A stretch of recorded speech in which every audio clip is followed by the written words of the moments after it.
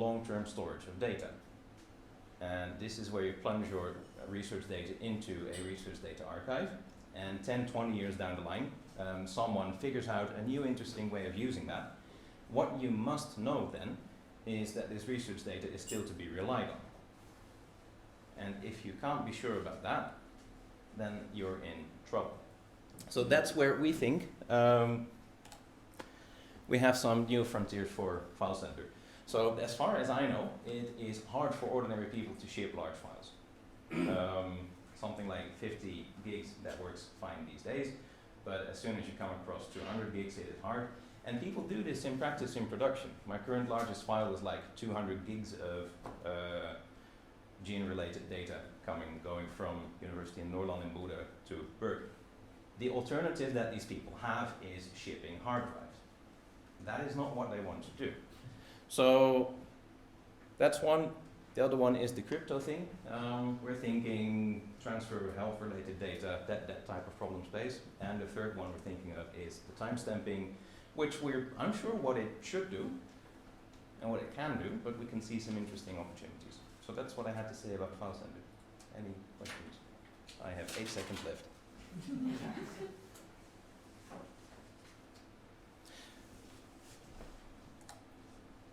And there are some URLs where you can just try that for yourself. And if there are no questions, I'll continue with the next speaker. Maybe I should switch voice. Just very briefly on eCampus. I said from Norway to Nordic. It's a program that we run in Norway at the moment. It's a 1 + 5 year national program funded by the Norwegian government. Financial frame is about 70 million kroner. We have high hopes that the program will not be killed with the new government. It's too far gone for that. What it aims at is easy to use, good enough tools, widely deployed to learning and research in a number of spaces. And we want to change the way that people work, because currently they use a lot of IT stuff to talk together, but their basic workflows haven't really changed. Not for the vast majority. There was this postcard campaign by students in Norway aimed at the larger unis, and they had 2 pictures on it. One was teaching situation in the 50s, which is much like I'm standing here and I'm talking to you and there is this blackboard behind me, and there is a situation today, which is teachers standing in front of a classroom with a whiteboard behind the person. And then they asked, can you see the difference? And then the question is, there is no difference. And that was their point. Where are the modern ways of doing things? And we're trying to build infrastructure that does exactly that. So change the way that people work. Main areas that we work on, spreading best practices, building collaboration infrastructure like this web conferencing stuff, like Box, video infrastructure like lecture recording. Target is that 40 to 50% of lectures in 2016 will be recorded across Norway. Digital exams popped up this year as something that we can't ignore, and new stuff that's coming up like MOOCs. We just had the first national MOOC conference last week. We have a couple of tools for doing this. Shared sector-wide services. Things become easier if you offer it as a national service, then the institution doesn't have to do any deployment effort themselves. No service building effort. They can focus on deploy and use. We make best practice documents, the Uninet fagstandarden, tror jeg. Framework agreements like we did with audio-video equipment. Then the institution doesn't have to do it themselves. And we try to coordinate the sector to get them from the stage of nagging feeling that we ought to do something, but we don't know what, to this is what we're going to do. We have a number of sector-wide services. I mentioned the first one, Delegate. That is a legal service which answers questions of teachers around, can I use this material in net-based education? And if so, what do I need to do? The other ones, I think you will recognize most of them. This is all lecture recording stuff. That is all collaborative stuff. And the big point I wanted to make, I think, was we're doing this in Norway, and we don't see any activity like this in the other Nordic countries, and we think this is weird. So, we have done a lot of talking with the Swedes, but unfortunately nothing concrete came out of that, which again is a shame. And we feel that in order for us to reach our goals, it would be very helpful if stuff like this also happens in the other Nordic countries. And this is where we extend a hand and we say, look, we're very willing to work with you and do things with you, but that means that also you have to put in a certain effort. And at least now you know whom to talk to. That's it. Any questions?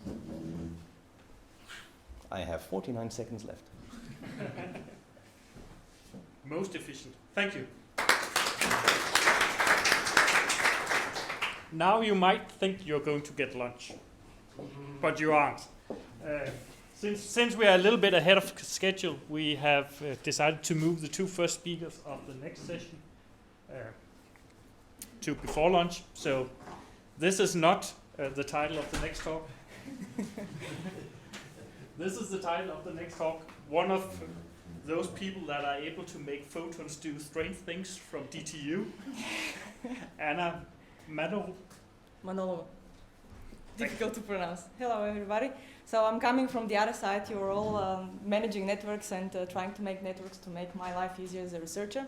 I come from the NTW13, the Network Technologies and Service Platform group. So I'm not moving photons, I'm actually working on networking issues.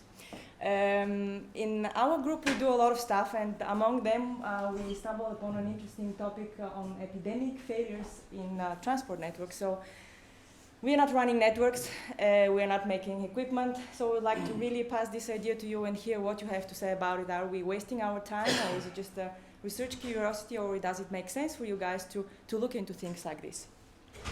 So why we're looking at it, it's quite clear. Next generation networks, and even today the networks are quite heterogeneous. We have multiple layers, multiple technologies, we have different vendors that have boxes all around the place. And you as a network operator, you probably have a multi-vendor solution, you operate different layers. So all of this is getting quite complicated. So even though there is a desire for some integration and some convergence of the layers, you still are stuck with something quite normal as element management system, network management system. You have service management layer, and you need to go and configure nodes, and there are many, and they're from different vendors, and then you have 2 different vendors or 3 different vendors, they have their own system, so it becomes quite a mess. So it's not surprising that more and more network operators are trying to provide some kind of automation in their systems. They get into some adoption of control plane technologies, be that GMPLS, maybe SDN, maybe something that you are having in your own network for your own purposes, something proprietary. And that's all very nice, because we end up with minimizing human intervention or making things faster, but it actually also introduces some vulnerability. Now you start having maybe single points of failure, you start separating control and data planes, you get a lot of intelligent, presumably software that is running around, and that might be helping you in a way, but it also poses some challenges. Having virtualization and functions and structures and so on.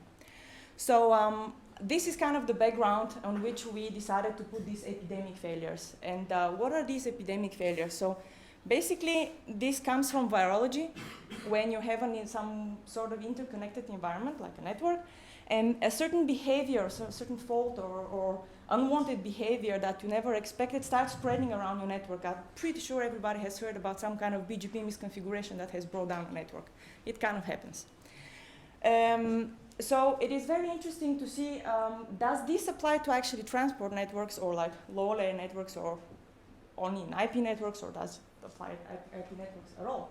So we're looking at some sort of failure type that spreads through the network, and that is typically not a hardware failure, it is typically a software failure, some kind of virus or a bug or a denial of service attack, or it could be some misconfiguration that you have done wrongly and it just starts spreading around your network. Let's say that you have a very large network spreading multiple countries and so on, and one of those nodes starts misbehaving, or the control plane goes down some kind of misconfiguration or unexpected behavior.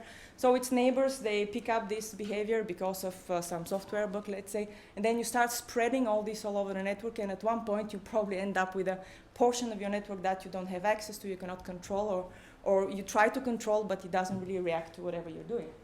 So talking about epidemic failures, we look at it as a large-scale correlated failures in an area.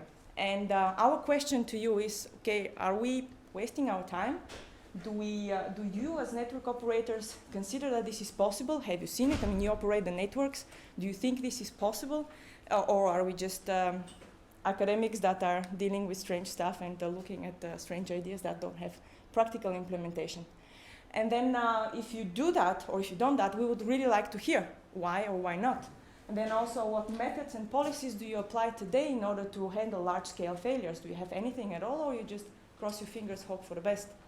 And of course, our main idea is how to design future transport networks in order to handle these kind of large-scale failures in a network.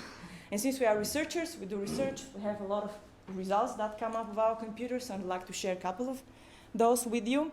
For example, this is a result for this small network with the small flames that you saw there. And what we looked at is how such kind of epidemic failure can actually affect connections going on in the network. And here on the y-axis you can see blocked connection requests, and on the x-axis you can see which node started the epidemic in the network. So you can clearly see that in a network there are some nodes that affect very little and some nodes that affect quite a lot. So it makes sense for you to put resources on the strategic places in your network in order to support faster recovery, for example, and not allow spreading of the network failure around. Or another way of doing it is, for example, designing some more clever algorithms of how to improve your network performance. Let's take a look only on the affected LSPs, for example, the first couple of bars. We have tested 4 different ways of improving, like 2 actually different ways of improving the network performance by assigning resources for faster recovery. So the worst case scenario, the number of affected LSPs that is the highest one, is when nobody is having any additional resources for handling it. And if everybody gets additional resources, you get 40% improvement, that's great. But you can actually get that improvement only with half of those resources. And we have seen that with only half of the resources that we apply, we can actually improve the network performance. So I'll be around, just if you have any comments or any thoughts about it, if you think that this is stupid and nobody is going to take a look in it from network operator perspective, let us know. We would really like to hear. Or if you have an example of, oh, actually, don't say it to anybody, but we did got a failure that spread like this in our network, and it does happen, so continue working on this area. We would be really very glad to hear that. Thank you.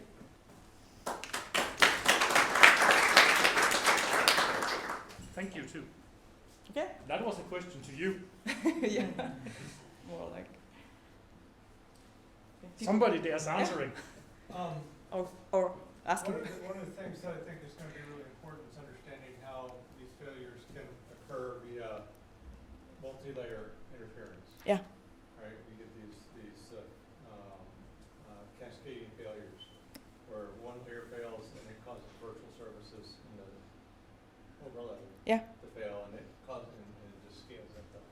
You guys done any study on that? Yeah, we plan to move towards SDN-like environment and really try to see how virtualization of infrastructure and services and multi-layer interactions actually affect the operation. Yeah, okay, thank you. Okay, thank you. Yeah. And now for the man that stands behind you and your lunch, coming from Nordnet, Johan Kurs, who's going to explain what this FlexiGrid thing that we heard about in the first plenary talk actually is.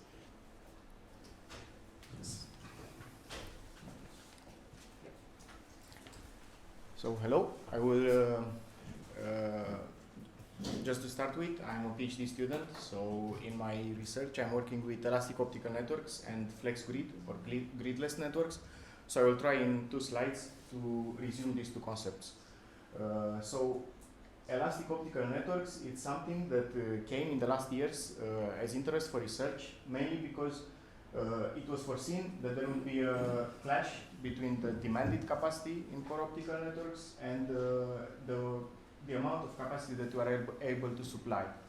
And in the research papers, it's shown that even though we come up with newer and better technologies for modulation, and FEC codes and so on, we will always be limited in distance. So in general terms, we will get into a saturation with capacity deployment. Another problem is that we start having more and more heterogeneous demands, so our incoming connections start varying on a large scale in terms of requested bandwidth, in terms of duration, and moreover, we start having requirements, as we heard in the first presentation, that exceed 100 gigabits per second. So we need new way to provide 200 gigabits per second or 1 terabit per second connections. And the trend on short and medium term is to enable elasticity. And by elasticity, we mean that we can vary 4 parameters of an optical connection. One is to vary the modulation format. The other one is the symbol rate, so together forming the provision bit rate. We can vary the channel spacing going towards gridless, and we can vary the forward error correction code, so we can improve the reachability of the connection. A short graphical example of how we deploy elasticity by adding a flexible modulation format. So if we have a 1000 kilometers optical connection set up on 400 gigabits per second, and the incoming bitrate fills completely this connection, we can use QPSK modulation format. But there can be the case where the incoming bitrate is not entirely filling the 400 gigabits per second that are set up. And in such case, we might shrink the used spectrum, and we set up a connection of 100 gigabits per second. So we reconfigure it. Similarly, on 1000 kilometers, we can have a 100 gigabits per second connection running it with QPSK. But if we have a shorter reach, for instance 400 kilometers, so for the same 400 gigabits per second, instead of using QPSK, we can go to a much higher and advanced modulation format like 32 QAM. And then we shrink again the spectrum, and in a similar way, for a short distance connection, 100 gigabits per second, we can go for even more advanced modulation format. And the benefit out of all this is that by implementing gridless technology, so we can play around with the central frequencies, we can gather everything in one side of the spectrum and save significant amount of resources where we can deploy new connections, so we can increase the capacity. And the flex grid, or the gridless approach that we heard in the first presentation, starts from the current deployment of optical channels in, as specified by ITUT. It's a fixed grid, meaning that we have channels defined with a spacing of 50 gigahertz. So we need to stick to this central frequency already defined, independent to what our incoming connection is. So we, in many cases, we are not using the whole capacity that is given. And the ITUT recommendation is to provide a very narrow grid spaced at 625 gigahertz. And from this grid, we form so-called spectrum slots, narrow spectrum slots, that we put them together in a contiguous set, and then we can define new channels based on 2 parameters, the central frequency and the width of the new slice in spectrum. So then we can have this gridless term that we can take chunks of spectrum wherever we want and as big we want. But the problem that arises from this, and it's very much researched, is the fact that we leave these gaps between slices. And this is called fragmentation in the spectrum. So it's something that we need to cope with. So summing up, or the key things out of this is that elastic optical network is a new trend for deploying optical resources, and the Flex Grid is the main enabler for this, so it couldn't be done without. And Flex Grid imposes high complexity on current control planes like GMPLS or SDN-based control planes. And the challenges that need to be addressed before having it mature technology to be deployed is to have elastic transponders that are able to tune in modulation format, spectrum, FEC codes, and the other parameters. And add flexibility at all the other elements in the data plane, like having flexible ROIDMs or bandwidth variable wavelength selective switches, and having elasticity in a reliable control plane. So we need to extend the capabilities of control plane, making them reliably running elastical connections. And it is interesting to think how elastic optical networks or gridless technology will affect the deployment of core optical networks for NRAN environment, for GIANT and so on. So this is a question that I will be thinking about. So that's it. Yeah.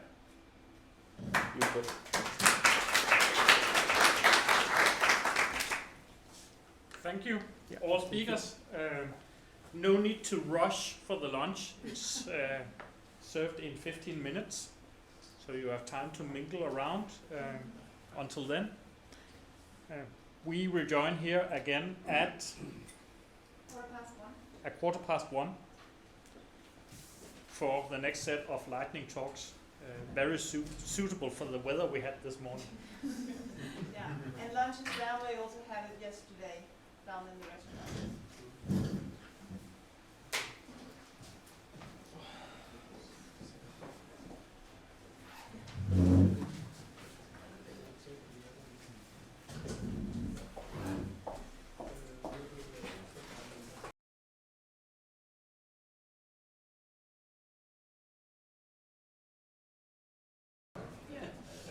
Det har jeg løst, og det løste min task for mig. Jeg havde det i rygsækken, og så hjullåsen gjorde sådan her, mens jeg rendte igennem lufthavnen.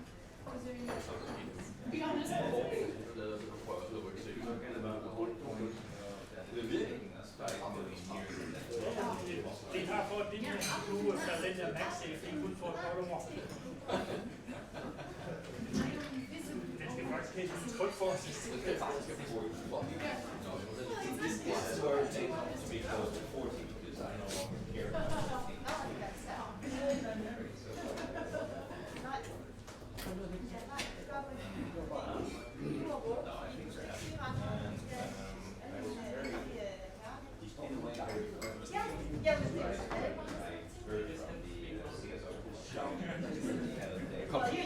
That comes naturally.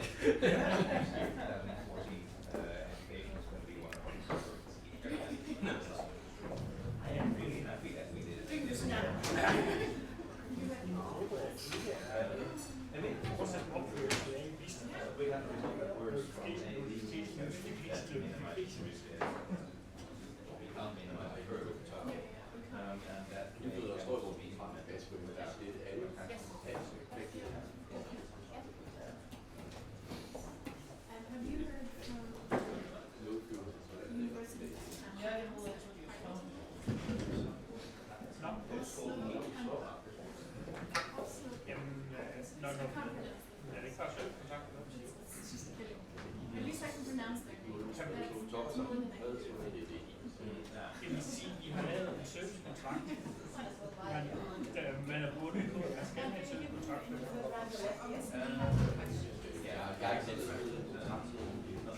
det er det heller ikke. Det var jo vej.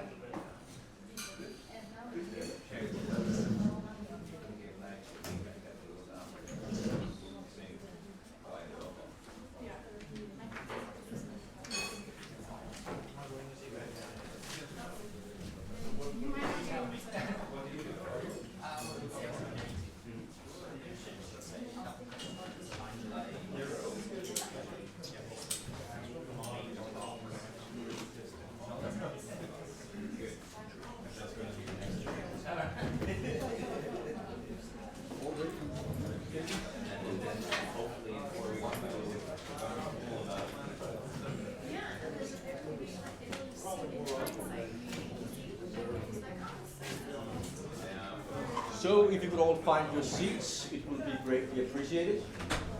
And I will just be shouting at you because I haven't been assigned a microphone. So, welcome back. Hope you enjoyed your lunch. We continue with the next session on lightning talks. And we try to keep the same good pace as we managed to do before lunch. And the first speaker after lunch is Govindir Singh, hope I pronounced it half right, who's going to talk to us about analyzing network traffic at 10 gig and beyond. So, welcome.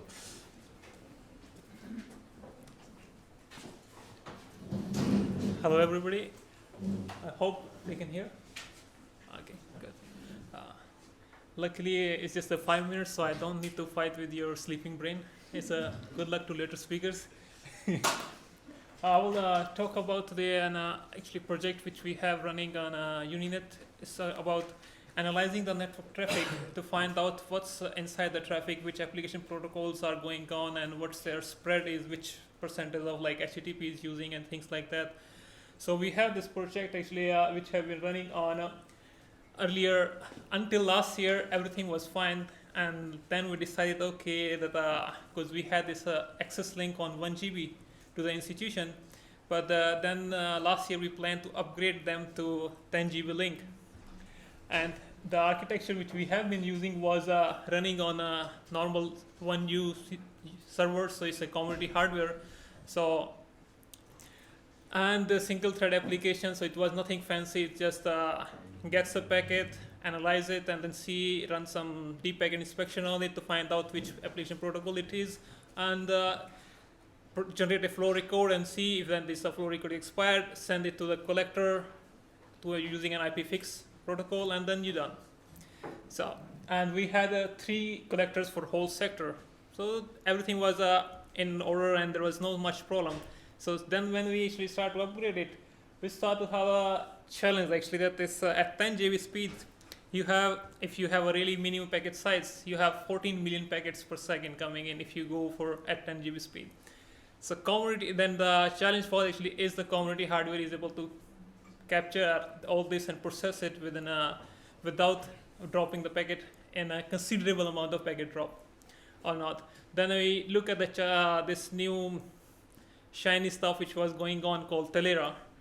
It has a really good promise. It supports 64 cores in a single physical core, and they have recently they released 100 core into the same one physical CPU. So it's really good for a power factor. So you have only 1 unit, but it has like 100 core CPUs to process your packets, and so you can really parallelize your program, and then you run on them and then process the packets, off you go. But the challenge with Telera is that it's in a specialized hardware, so it's not all the libraries which you want to have available onto Telera. So they have done quite a significant effort on porting Linux onto it. But still, if you want a new library, you have to find out and tweak some parameters to compile it on Telera, and then it runs. So it was not like an easygoing option. Then we found there has been considerable amount of work researchers have been doing actually how they can use commodity hardware to process the packet.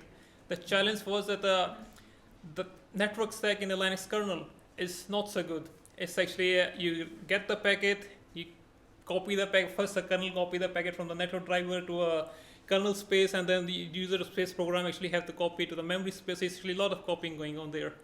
And so there is one really good program coming from a researcher in Italy, and they have made this library called libDNA. So that actually bypass whole kernel process and actually gives you access directly to from the network driver itself and copy the memory, bypassing the CPU even. So it allows you to have a 10 GB processing of the packets at commodity hardware. So the workflow which we got out of it is now this one. Is that you get the traffic at the 10 gig speed, and then you process it using an 1U CPU, 1U server which has a good CPU, and it uses a program called nprobe, which is using underneath libDNA to get the access to the packets directly. And next challenge was actually that if you have an almost more than 10 million packets coming in, so if you even generating a flow records at this speed, so maybe you can divide by factor of 10, so you have 1 million flows per second. Your collectors are not going to cope up with that much speed.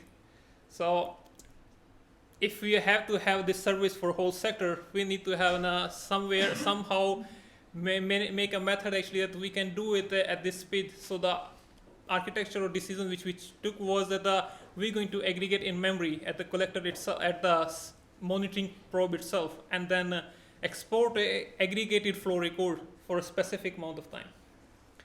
And so with this architecture actually that it gives us possibility that we have all the information coming in a scalable architecture. So even if we go in 40 gig in near future, that will not be a problem. We can actually rack up a couple of more measuring point servers, split the traffic in them, and still all the things in the same way keep working.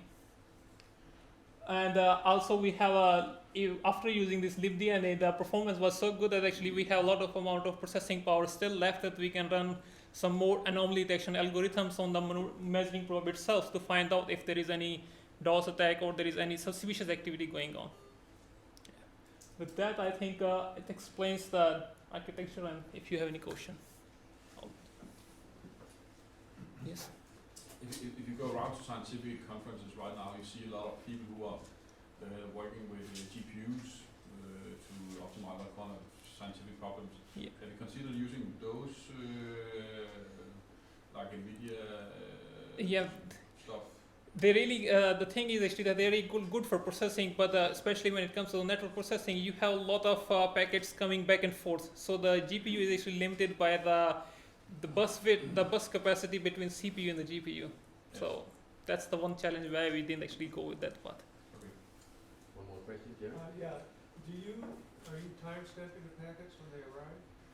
We're using actually the driver itself, which actually do the timestamp directly at the same point when we arrive. So we are not actually having a timestamp from a network device, but the driver of the device is actually timestamping it. What kind of granularity does it? I don't think it's really up to nanosecond. Yeah, see, that's one of the constant problems. Oh, but I have actually, I have to look into it. Clocks in there. Yeah. And timestamp the packets, you can do a lot better.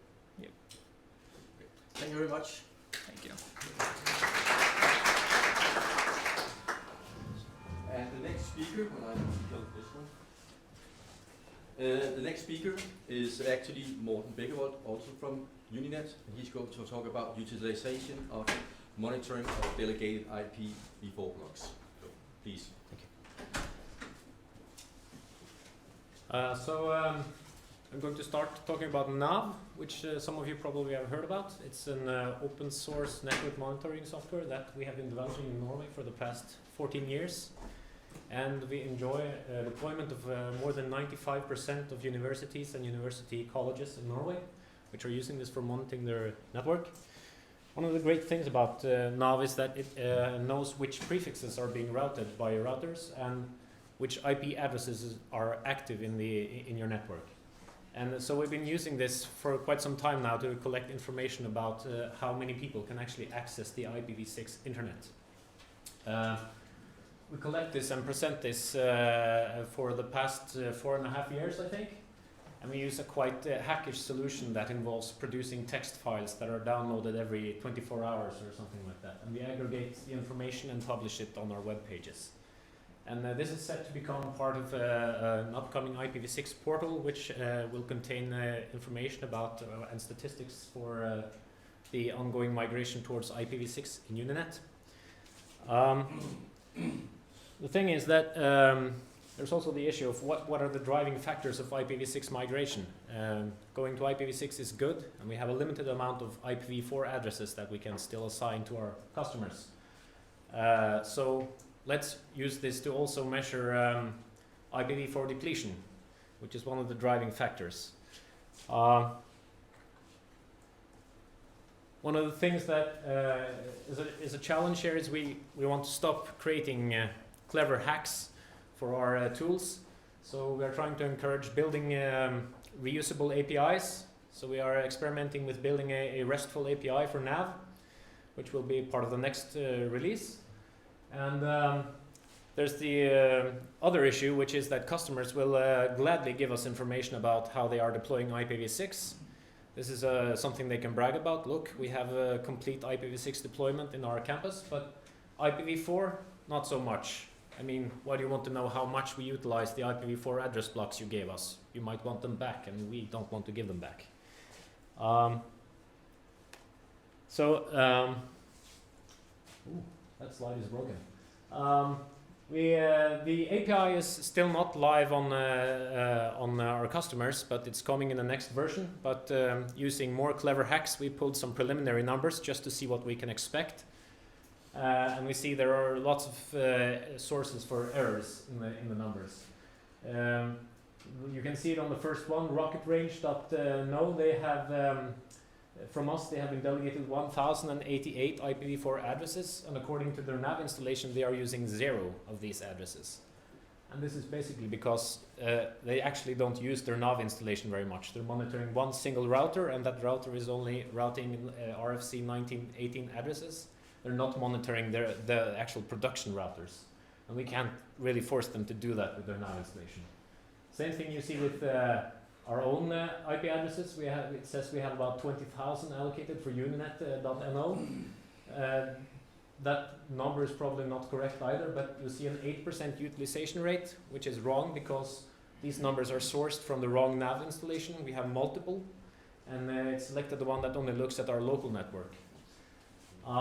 So this demonstrates the need to actually also measure coverage in the nav installations. How much of the delegated address space is actually being monitored by their nav installation. And this number will give us an idea of how reliable the numbers actually are. And so we hope to use this to actually graph the ongoing depletion of the available IPv4 address space that is available to our customers. But also hopefully, since this is a scarce resource, we can maybe reclaim some of the address space that people are underutilizing. So hopefully this will be, in the next couple of months, we will have a deployment that will be open to view for everyone on Uninet's web pages. And that's all. Thank you. Questions? Any questions for Morten? That appears not to be the case. Thank you. The next speaker is Johan Lundberg, one of the Nordnet's software developers, and the intriguing title Nerds for Network Nerds, whatever that means, but I think we'll be a lot wiser. So, Johan, please. Thank you.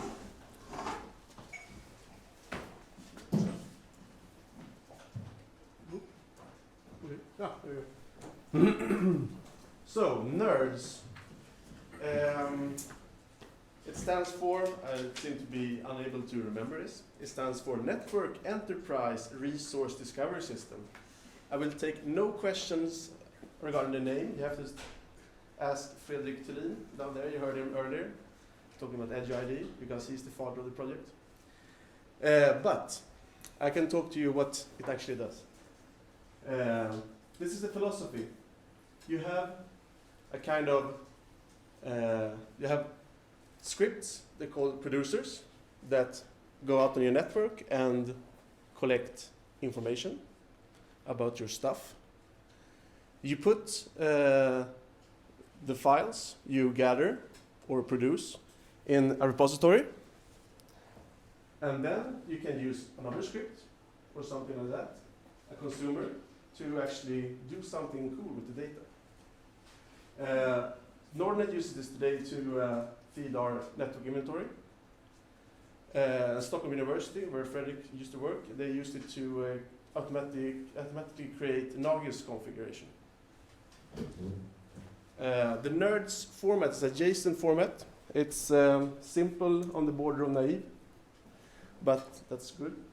And it's version 1, so you can probably change it if you like, but I haven't found any need to do it. Everything boils down to you go out, gather information about something that can have a host name or other unique identifier.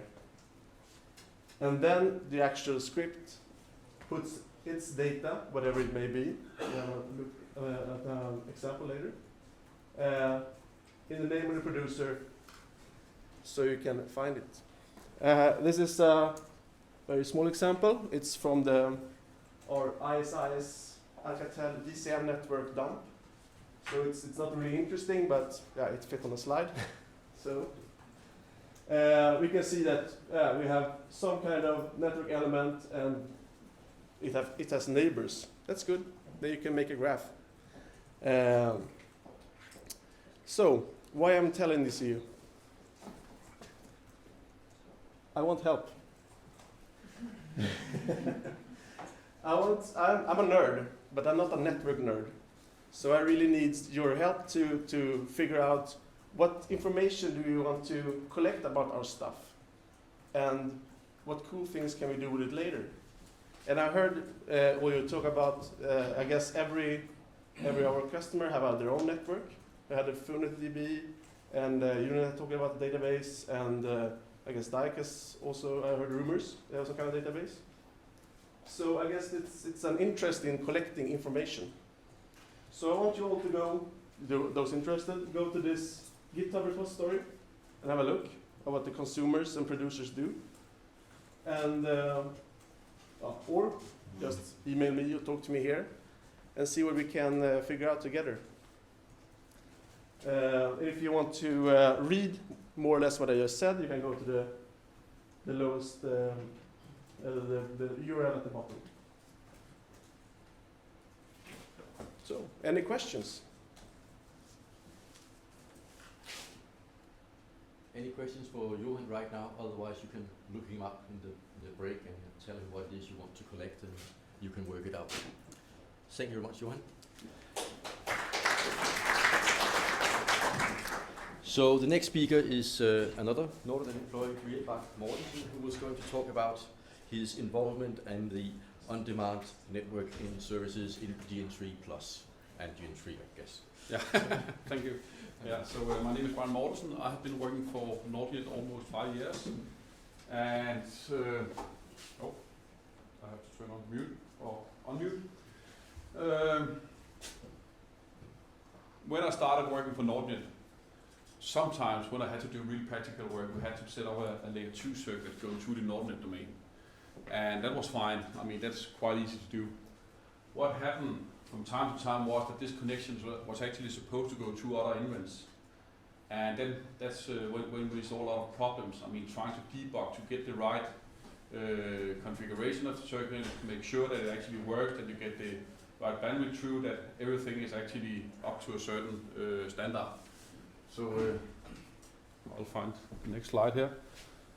Yep, this one. So what we intended to do, or what we thought we might do about this, is to create a system where we will actually be able to establish layer 2 circuits across multiple nruns with basically the click of a mouse. So some of the properties that we came up with, of course, is that you need to make sure the bandwidth is there, the delay is within certain limits, you can get it when you need it, where you need it. You basically want to remove human intervention at all the boundaries between the nruns, because that's always causing a lot of trouble. Then on the other hand, you want to make sure that this system is both accessible to humans, I mean NOCs or end users, and you would also like to have it accessible by machine computers, basically, through APIs. And then finally, of course, if you create such a system, you have to define a way how to monitor it, both for NOCs and for end users, is it actually performing and so on. So this was actually the original aim of BUD as seen in the Young project. Where are we today? Currently we are 10 nruns in Europe working on this system. There's 2 over in US, Ethernet 2 and ESNet. There's a couple of Asian nruns working with this, labs in Asia. And right now we have approximately 250 endpoints where we can terminate these layer 2 circuits within Europe. And there's a substantial amount across the Atlantic in Internet 2 and SNet that we can also terminate at. And of course, as Tanguy will explain in a moment, we are continuously working to actually expand our footprint to make these services go further out in the perimeter of the networks. So this is what we're doing. And how are we doing this?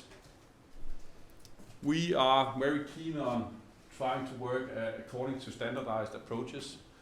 So some of us have been quite active in the OGF community, specifically within the NSI framework, trying to standardize how would you actually interconnect at the signaling layer. Not the data layer, of course, the data plane, but how would you signal between environments, for instance, in this case, set up these connections. So we agreed in Europe that, okay, we're actually going to follow the NSI framework. And so we are basically changing the mix of protocols we have today in Europe and converging to the NSI framework. And we decided to go for OGF NSI 2.0 standard that our developers are currently working towards. And we expect it to be released a beta release to be announced at the end of January. And we sort of made a promise to have it in the footprint at the end of year 1 in Xiang 3+. So this is the short story about where we came from a network point of view, and where we're heading. And now over to Tanguy, who will explain a bit more about, you can present it, use cases and stuff. Thank you. Any questions? No? It's all clear? Crystal clear? All too clear, yeah. Well, that makes the introduction quite easy for me. Tanguy from Dijk is going to talk about a concrete use of the bandwidth on demand service. So just go ahead.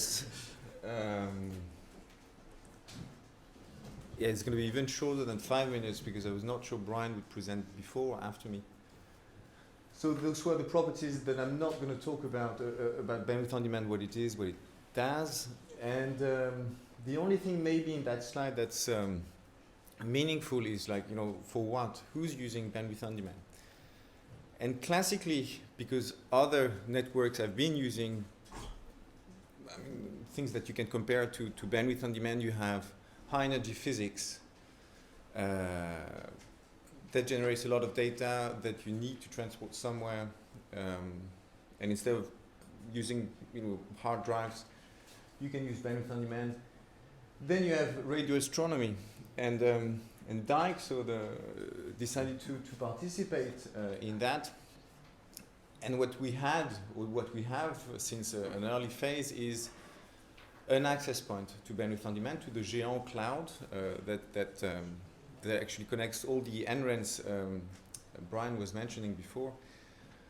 We have that in Lyngby, and then we have installed Autobahn and CNIS on the server. We have a technology proxy to deploy Autobahn on Juniper switches that we procure.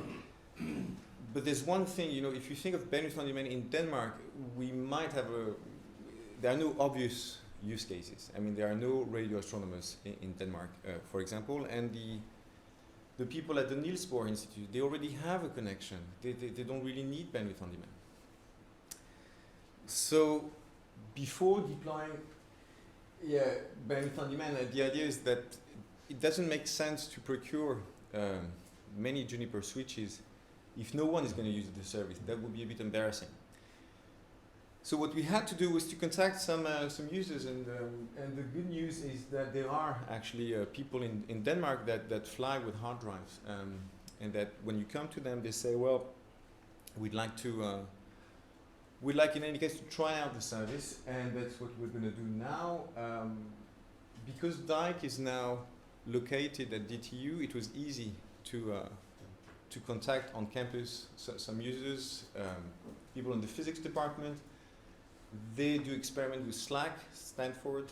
They do things with IPP in Garching in Germany. They work with Grenoble. There's also like a particle accelerator there. Then we have the people in bioinformatics. They need to access databases in EMBL, in EBI in Hingston in the UK. they're very interested in getting access to NCBI in Washington. So, and now after we had that and we could gather the requirements, in the process we've contacted people at the, we have meetings coming with the University of Copenhagen and Aarhus who said that they actually have users. And so the point of this presentation was to take from the starting point, there are no obvious users in Denmark, so how do we get in contact with them? We spoke previously at the DI conference of bandwidth on demand and similar services. And no one was really interested because the public at these conferences are not necessarily researchers, and the IT people at universities don't necessarily know what the researchers are doing because the guys are flying with a hard drive. So what we did very concretely is we used some list of HPC users and started targeting them, and it generated dialogue on other things because very well, we can have a 10 gig connection to a university, but if they can't lend the data, then of course it's an issue. So we're speaking also about that with them. And some challenges is, one of them is that very often they need, as I mentioned before, if it's in the US, it's kind of easy to make circuits to there. But if it's in Europe, sometimes it doesn't correspond to the footprint of the service, for example in Germany, and then you need to negotiate with the DFN or the same with Renater. And you have networks behind. For example, if you want to reach Grenoble, then it's not only Renater, then there's a regional network called Tigre. So there are issues, but the point of the presentation was not to talk about these issues, but more about the fact that contrary to to what people might expect, there are actually people interested in an NREN like Dyke. Very elegant name. And that's it. Any questions?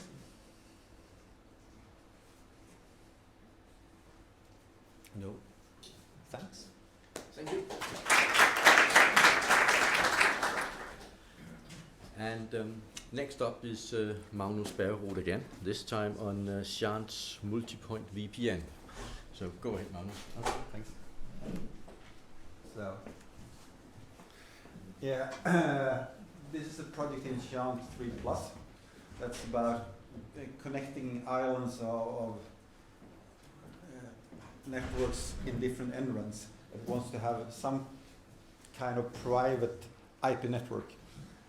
And for some reason there was a need for this. Apparently there's quite a few that are interested in it, to connect different networks in different NRENs together over IP, but as a private IP network. And they basically want to have their networks for themselves.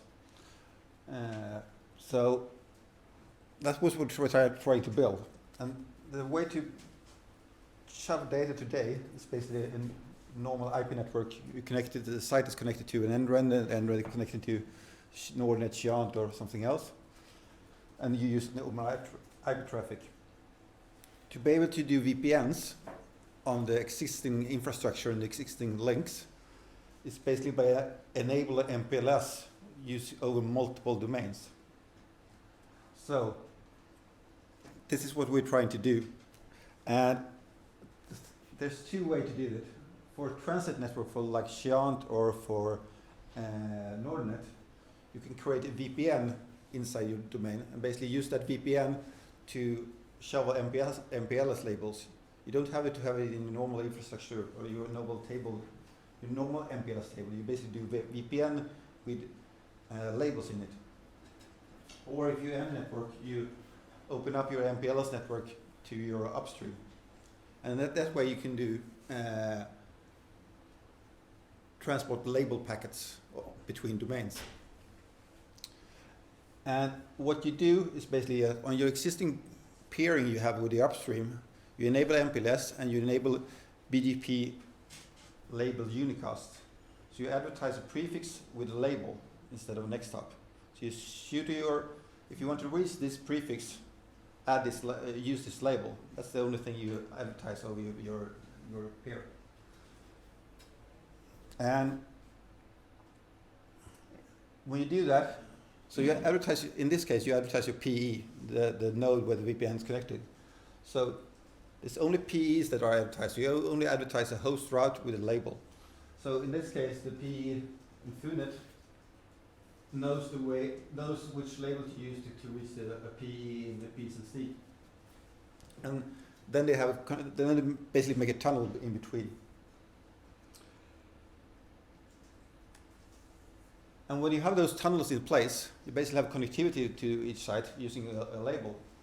Then you can set up your VPN just between the PEs. You don't need to take into consideration the infrastructure in between. So if I want to have a VPN between Funet and PSNC, I don't need to involve Nordnet or Giant because the infrastructure is already there. I just set up a BGP session between my two PEs and say I want to have a VPN in between here. We negotiate some things about route target and some other data, community, stuff like that. And when we're done, we have our VPN. And if I want to involve GAR as well, I need to set up a multiple one. And to make it a bit easier, to do this, you can also have a route reflector in the top, basically to set up a session between that and say, okay, use this community, and I'll get the VPN. And this was originally designed for layer 3 VPNs, but as we have the infrastructure with MPLS in place, you can at easy do it for layer 2. And it's not a replacement for bandwidth on demand or anything like that, because this uses the infrastructure that's already there. It's just another way to transport packets compared to using IP. And the neat thing for me, I see, is that I don't have to involve Giant if I want to have a circuit between the network. Or you don't have to involve Nordnet if you want to have a circuit over Nordnet. You can just set up the endpoints to negotiate the whole thing. And that's the neat thing about it. Today, with this project in Giant, there's currently 14 entrants that have joined that wants to set this up. There is a project manager from Renater, there's technical leader from PSNC. I'm involved. But as this use standardized RFCs and stuff like that, we're not inventing anything new. We just use existing technology in a different way to make this happen. And that's why we don't need that many manpower from Sean to make it happen. So at the moment we have done the draft for the technical one, which is going into trial. It has been set up between half of this entrance at the moment in testbed, so it actually works. There's no problem with it. The only thing we haven't tried so far is doing VPLS, basically do layer 2 networks all over the thing, but that should work as well. I can see that one. That's about that. Wow. Yeah. That was great. Yeah. Any questions to Magnus on this? Okay, thank you very much. The next speaker is Tom Ivar Muren from Uninet, and he's going to talk about the edu-roam in Norwegian airports, which I happily experienced when I was up there last week. So, already, thank you. Thank you.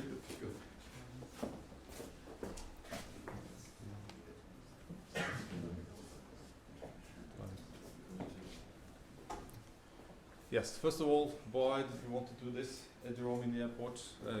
Pretty obvious, I guess. But it was attempted before, and some technical limitation stopped it. And then I guess we were inspired by Sweden and what they accomplished with iCloud. And then we had sort of demands from the community. Universities came to us and said they want to have this, so we made another go at it. And this time, Avinor, the airport operator, was positive. So at the moment we have a trial going on from the 1st of July till 1st of December this year. And December is going to be used for evaluation, so basically we have the rest of this year. So this is how the implementation looks now. This is just showing Oslo, Gardermoen on the right-hand side, and then just one of the other airports. So the red line, oh sorry, the green line is showing the radius notification, all going through Oslo up to Uninet. And then for this trial at least, all the client traffic is passed out locally. They will actually, the clients will get just an RFC 1918 address and route it locally. So then a few figures. We started just a couple of days before the 1st of July actually, and from the figures we got from Sweden, we had a dialogue beforehand with them. We expected something like 6,000 unique MAC addresses per month, and from the first month we went straight to about 9,500 unique MAC addresses. It says users, it should really be MAC addresses. And as you can see, most of them, over 7,000 was in Oslo, and all the other 18 airports contributed very little period, but quite surprising that we got these high numbers straight away. And the other graph is then showing the same thing really in megabytes, so almost then 2 terabytes in total.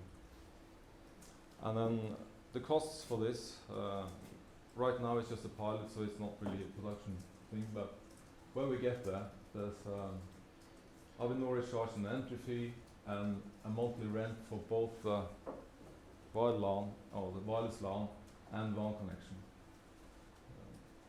And then there's a variable cost, which won't be very variable because that's only variable up to 25 megabytes per user, average user a month. And if we get above that, then there's no cost. So this far we've been, I mean, the users have been using it far more than that. So next step is then to evaluate this in the time coming and get a conclusion to see how many airports, or if at all we end up with this. There could be an option to have a point-to-multipoint network to take this traffic straight into our network. There will be some advantages. We could have our own addresses and have a bit more control, but on the other hand, more work with this. So expectation is that we'll have just a few airports from the new year on. And we are hoping to get the costs down that Avinor is willing to negotiate. And of course that the community is willing to pay something for it. Yeah, I guess that was it.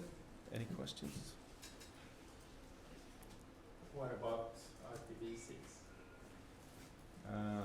That's not an offer from Avinor just yet, but of course if we put our own routers at the airports and take it into our net, then we can do that whatever we want. I got a question as well. How do you make contracts directly with the ones that operate the network at the airports, each individual airport, or is it a generic agreement? It's actually Avinor who's operating the wireless networks on all the airports in Norway. Okay. So beforehand they're offering a free service now, like a 2-hour service on a captive portal solution, and so they're already there. So it's from their side, it's an easy implementation. And our argument is that we are not really using or consuming a lot more bandwidth than we would, because otherwise people will be using the free service. So we don't really understand their price model, but obviously they're good at charging people. So. Yeah, well, that's what they make a living of. So yeah.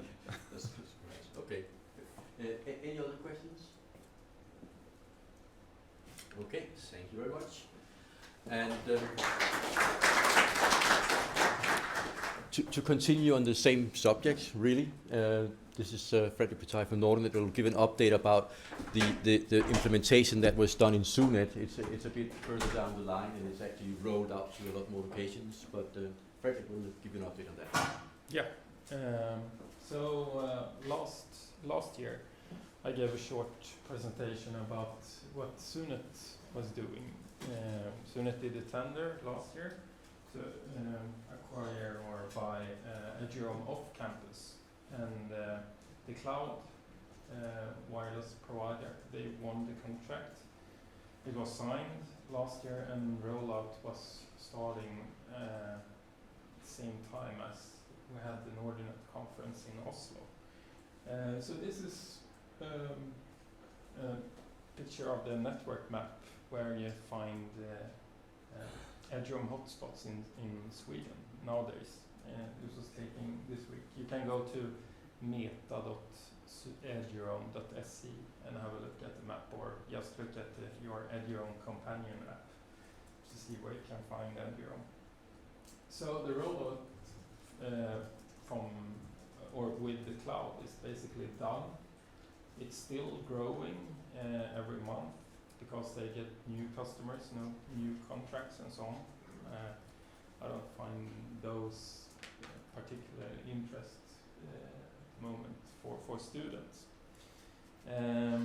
So we have about 50k unique MAC addresses every month on this network, or with the cloud, with their network. At first, we also saw that airport was the most largest sites where roaming users came and used Edgeroam. But nowadays, it's actually the train stations that have most Edgeroam users on them.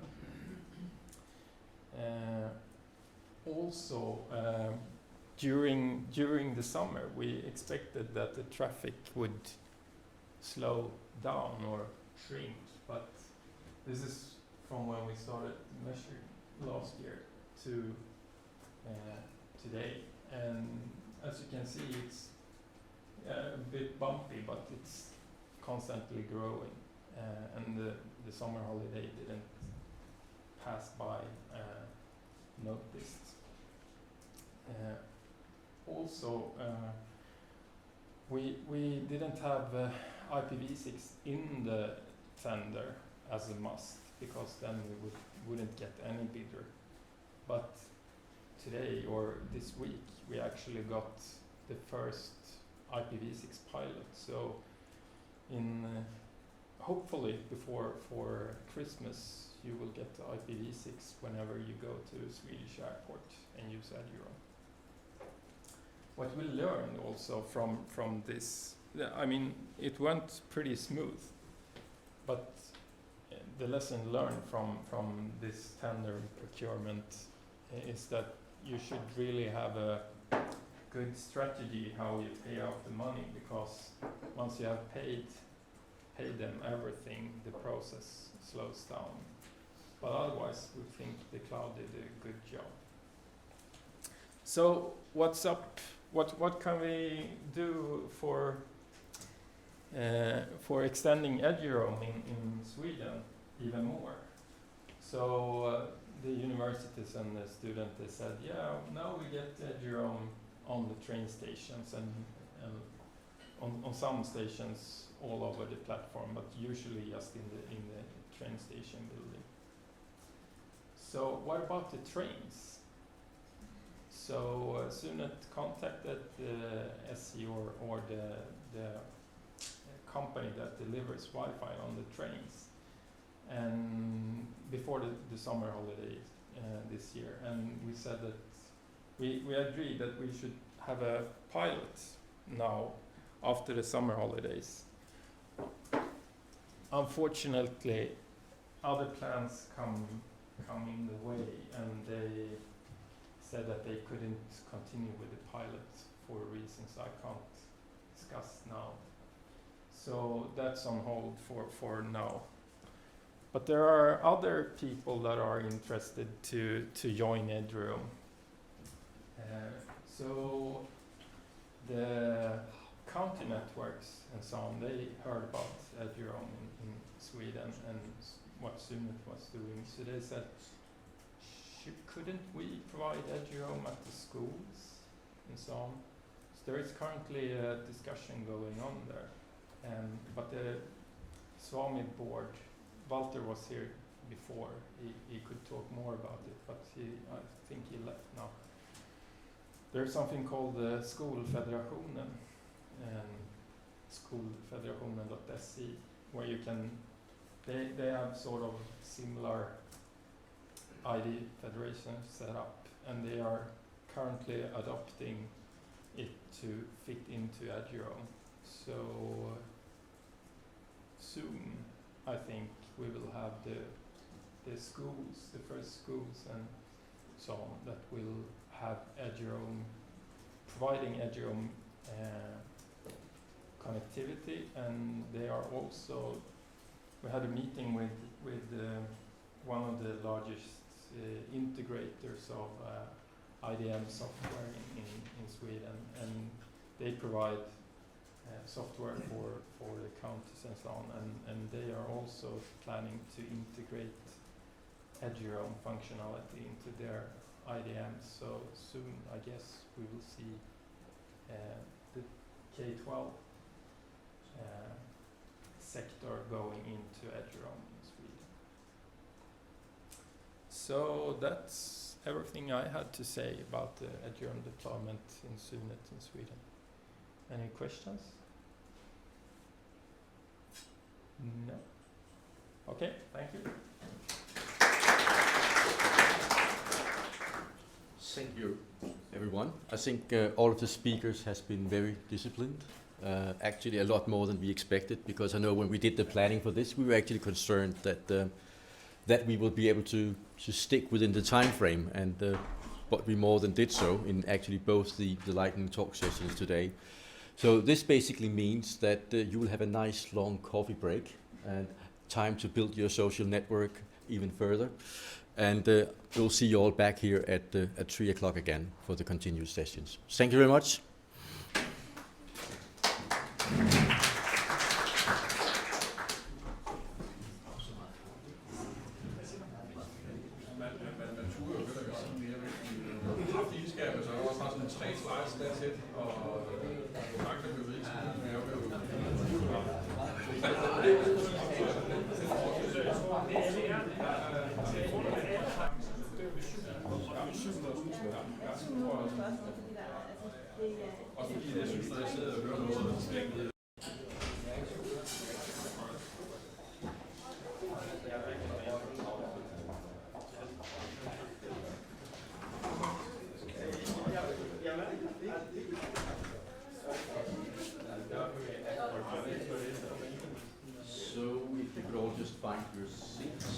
Great. Thank you very much. Welcome to the last session of this afternoon. There's going to be 2 longer talks and a final wrap-up at the end of it. And the first speaker is from Box. It's Thomas Mayerling. That's a principal engineer at Box, working with enterprise customers in EMEA region. So, and he's going to talk about the life of a file. Intriguing title, so we're looking forward to it. So please go ahead. Cheers. Thanks very much, guys. It's a bit unusual. The room is divided in half here, so I'll keep looking around both ways. So I work for Box. I'm a principal engineer. As said, as I kind of work primarily with our top-end clients, our enterprise clients across Europe, and evangelizing Box, but also security and rolling out in the plumbing and how to get Box properly integrated into users' enterprises. So my presentation today is all around security, is all around how Box, how a life of a file gets into Box and what we do with that file when it's in Box. So you don't have to worry about it. You can access it from any device, from any location, but it's securely in our service, in our data center. Before I just jump into the presentation, I want to do a couple of wee things. I want to show you, we had BoxWorks this week where we announced many new updates to the service and many new UI enhancements as well as back-end enhancements. So I'm going to talk a little bit about that quickly, what's coming. But I was on a flight this morning from London Gatwick and using Norwegian Airlines here to Copenhagen, and they have free Wi-Fi on the airline. So I was able to use Box and download my presentations and update it and everything. So it's the power of cloud today. No matter where you're at 10,000 feet, you're connected to all of your file systems with all of your data, and it worked really well. I was quite surprised. I thought they would limit it, but I was able to download and upload megabytes of data. Quite easy. Quick look at the preview. So Box has done a few things in the last few months. We acquired a couple of companies as well. We're still young, we're still quite small. We have less than 1,000 employees, but we have over 180,000 companies using Box and almost 20 million users on the platform today. And so really, really aggressive growth from Box. We're constantly evolving that platform quite a lot. And we acquired a company called Crocodox, and Crocodox runs the previewing engines, things like LinkedIn, like Dropbox, Yammer, and a lot of other very public websites today. And that previewing engine is really, really powerful. It's very end user friendly, and it's used as a HTML5 technology, so the user doesn't have anything to plug in, and it's a seamlessly nice experience. So we acquired that company, and we're working to integrate that technology, and we announced that on Monday, along with a number of other back-end capabilities like automation, like policies. So if you can set up policies, so if you look for credit card numbers, for keywords that our users are uploading into the content into Box, and run policies on those keywords, for example, and then put those documents in the quarantine, or maybe run certain policies to see, is certain files being downloaded unusually from Box? Are you seeing unusual activities? Is a large number of downloads taking place in a specific user's account, and the admin will get noticed straight away and automatically, or you can put an action in to prevent those downloads from taking place. So a lot of capabilities around the policy control, as well as automation. So workflow, you can now set up complex workflow. So move content from one user to the next user, move content from one folder to the next folder when certain actions and have been completed in action. So you're going to see all those capabilities rolled out over the next few months, and they'll be available to turn on in your accounts for beta if you want to be one of our beta customers. So I'm going to show you at the moment is preview, and I think preview really is one of the things we're going to really improve over the next few months. And this is where we've integrated Crocodox. So I'm going to grab this PDF, the future of sales technology. As you see, Crocodox overlays that, so we're no longer using that preview window that you might have seen before, and it's instantly available to me, so I can scan very quickly down through that document using our preview technology. I can zoom right in as well, so as you can see, the text here is not being, we're not magnifying the text, we're literally zooming directly in, so we're not losing any of that fluid, any of that graphics, very high quality. And most importantly, what our customers now love, which you couldn't do before, you can now cut and paste directly from a preview. So if you wanted to cut and paste previously, you had to download it directly to your desktop to cut and out. Now you can do that directly within the preview engine. We're going to even add annotation over this over the next few months, so you can actually annotate and redline content directly inside Box. We've also got a nice stream. So again, you don't have to leave the preview window to look at the rest of the content within that folder. So you can actually jump to preview. So here's Aaron Levy jumping over our CFO as he does. Here's Aaron in a video. We can now stream video directly. Oops, I've just clicked out of that by accident. Stream video directly without needing to download it in a nice, really nice preview engine as well, so it works really well. And I can jump as it's streaming for me. I'm not downloading this document. I can jump forward and jump back. So again, a nice UI, and again, using our embed capabilities, you can embed these into your public websites or any other different mechanisms you have. And again, I can jump back in straight into more photos. Here's a high quality image. As seen before, I can zoom right directly into that image and back. So again, you're going to see preview really, really enhanced over the next few quarters and rolled out to all our customers by the end of this year. So I'm going to run my presentation directly from Box. No need for Microsoft anymore. So I'm going to do it directly from here. And so today's presentation is all around the life cycle of a document. So we're going to go through the 4 key areas of how documents get into Box and how a user gets content in the Box. Again, I'm happy to make it interactive. If you've got questions during the 4 key sections, please do ask me questions. So I want to really follow that whole life cycle. I want to keep it into 4 different areas. One is the authentication. So how do users first come to Box? How do they get authenticated? How are they challenged to acknowledge who they are before they get into and before they start uploading or downloading content within Box? Step 2 is how do we secure that data? So from a user's perspective, how can they secure their content within Box? The permission levels that you have within Box in order to set who can view it, who can access, who can download, and who can annotate it. But more importantly, how does that individual file get into our data center? What is the path that it will follow from your browser to encrypted at rest? And what does that all mean as part of Box? And what's Box doing with that specific file until it reaches our data center?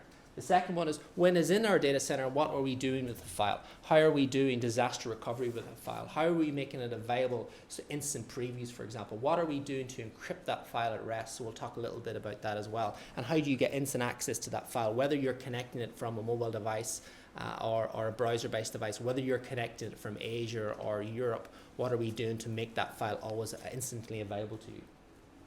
And again, we'll talk a little about the storage of the cloud. So what are we doing about encryption keys? What are we doing about disaster recovery capabilities? What are we doing about providing a consistent, reliable connection into the service as well?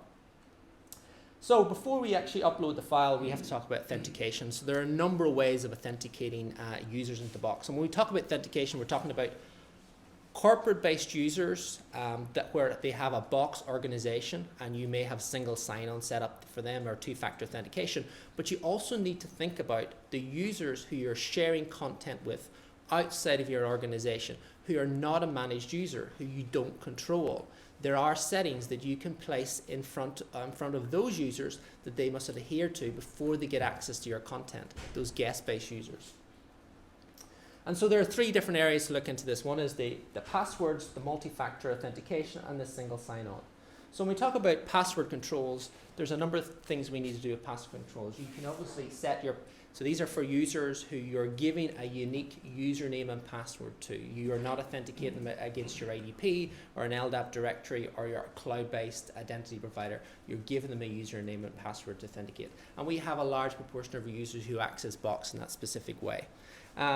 There is a suggestion that Box is only ever as secure as its weakest point, and this is very clear when it comes to password control. So a lot of passwords are reused over multiple systems. So your same password for your personal Gmail may be the same password for your personal Twitter account, maybe the same password for your Facebook account, and it may be the same password you're using to access your corporate information or your education information or your research information. That is a weak point. So I know of a colleague whose password was spoofed, whose password was intercepted for Facebook when they were in an internet cafe, and that person was able to get that password, log into Facebook, and post messages to their friends on Facebook to say they're caught in a country, could they wire them £10,000 or whatever it was at the time. And so they could have taken that password and tried Twitter, tried Gmail, tried Box.com. Now, lucky, we don't have that issue in Box because we set up reusable password detection. The user cannot regenerate the same password over X amount of times. The password has to be changed every 30 days, 60 days, 90 days. So you're trying to create a cycle in the corporate world which is different to the cycle that users might do in their personal world, which is usually they never change their password. So we want to get them out of that sync of that password. The second thing is to make passwords very alphanumeric, so it's not easy to spoof. It's not easy to it's the name of my dog, that kind of thing. So it's very complex passwords. But also, when you share information with external people, a guest user, and they get access to Box for the very first time, they're asked to set a username and password for Box for their free personal account, and they get 10 gigabytes of free personal account. You can force that user to have a very complex password. So in the admin settings, you can force your guest users to make sure is if their password is not of a certain level that adheres to my corporate policy, they cannot get access to your content. And so that's one of the settings we introduced last year within Box to protect those guest users, those external users you have no control over, but at least you can give them a level of password control before they get access to your content within Box. The second one is around multi-factor authentication. This is where you actually have to have something physically on you in order to authenticate. So you have to be who you say you are, and you have to have a device that says, yes, I am who I say I am. So it isn't just a case of putting in a password.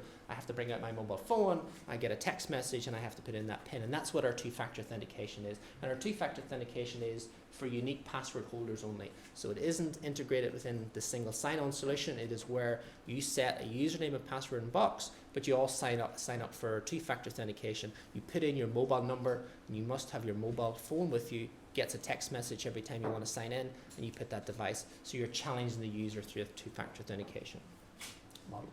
And the third one, which is probably the most current and the most common for our customers, certainly at the enterprise level and medium to large customers, is doing a single sign-on experience, is where the customer controls the identity of that user and the authentication of that user. They securely authenticate the user, and then they send that user to us, and we provision the services that user's entitled to.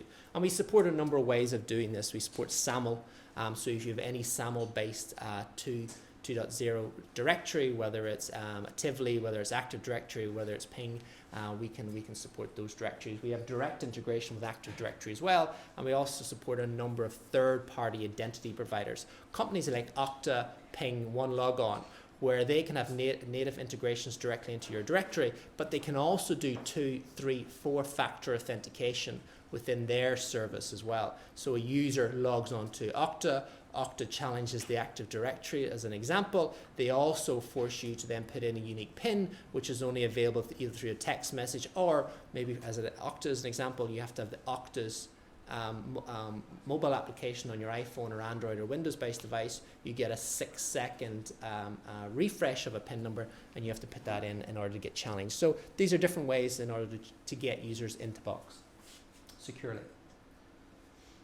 The second one is when you then get into Box and you authenticate and you want to then start uploading content in the Box, what does that experience look like? So what we do is we do a number of things: encryption in transit and encryption at rest. So there is no point within the Box user experience is any content held unencrypted.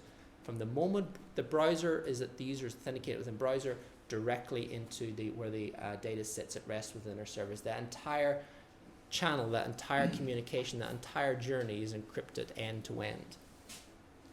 So we talk about encryption in transit. So we used SSL encryption, and we have a number of other methods of actually getting that user connected. So the entire browser to our SSL is encrypted within the browser directly into a data center. But we also have upload accelerators across Europe and across the world. So we have an upload accelerator in Dublin and an upload accelerator in Amsterdam. So that means that the user is not uploading content directly into Box.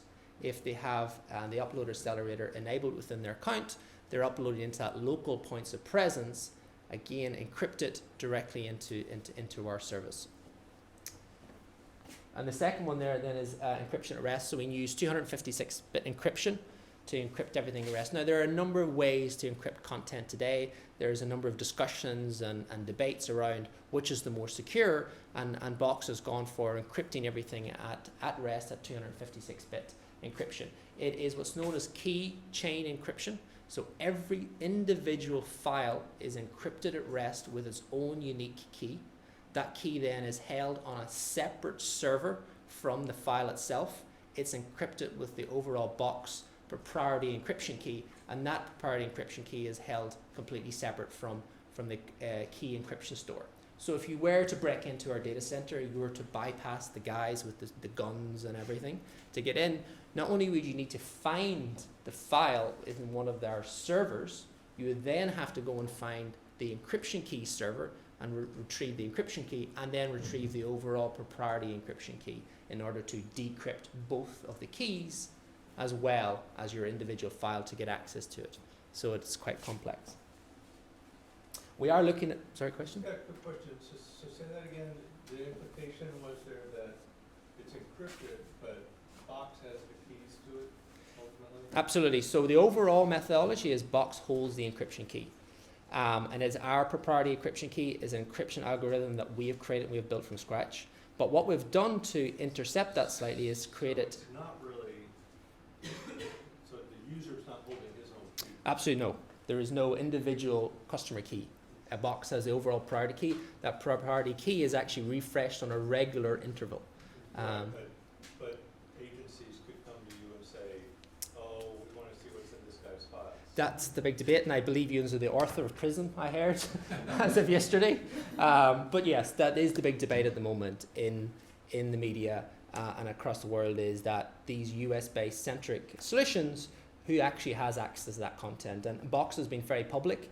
Our head of security and our head of data services have publicly said that Box will never hand over an encryption key and never create a backdoor to any agency or any government department. Does that give you confidence? No. What we need to do is two things. We are looking to put a data center in Europe. We are planning and we are investigating how we would do that and in what time frame we could deliver that. That will give our European customers a lot of confidence. And the second thing is, how can we make our technology where you can control your own personal encryption key? That means you upload an encryption key into the service, or you use your service to encrypt the content inside a box, and we're investigating that as well. What is difficult about that? It is the way we use our preview, our search capability, instant access to that content, that sharing content. We want to make it as non-interrupted as possible for your guests, your colleagues, your partners, your vendors that you're sharing with.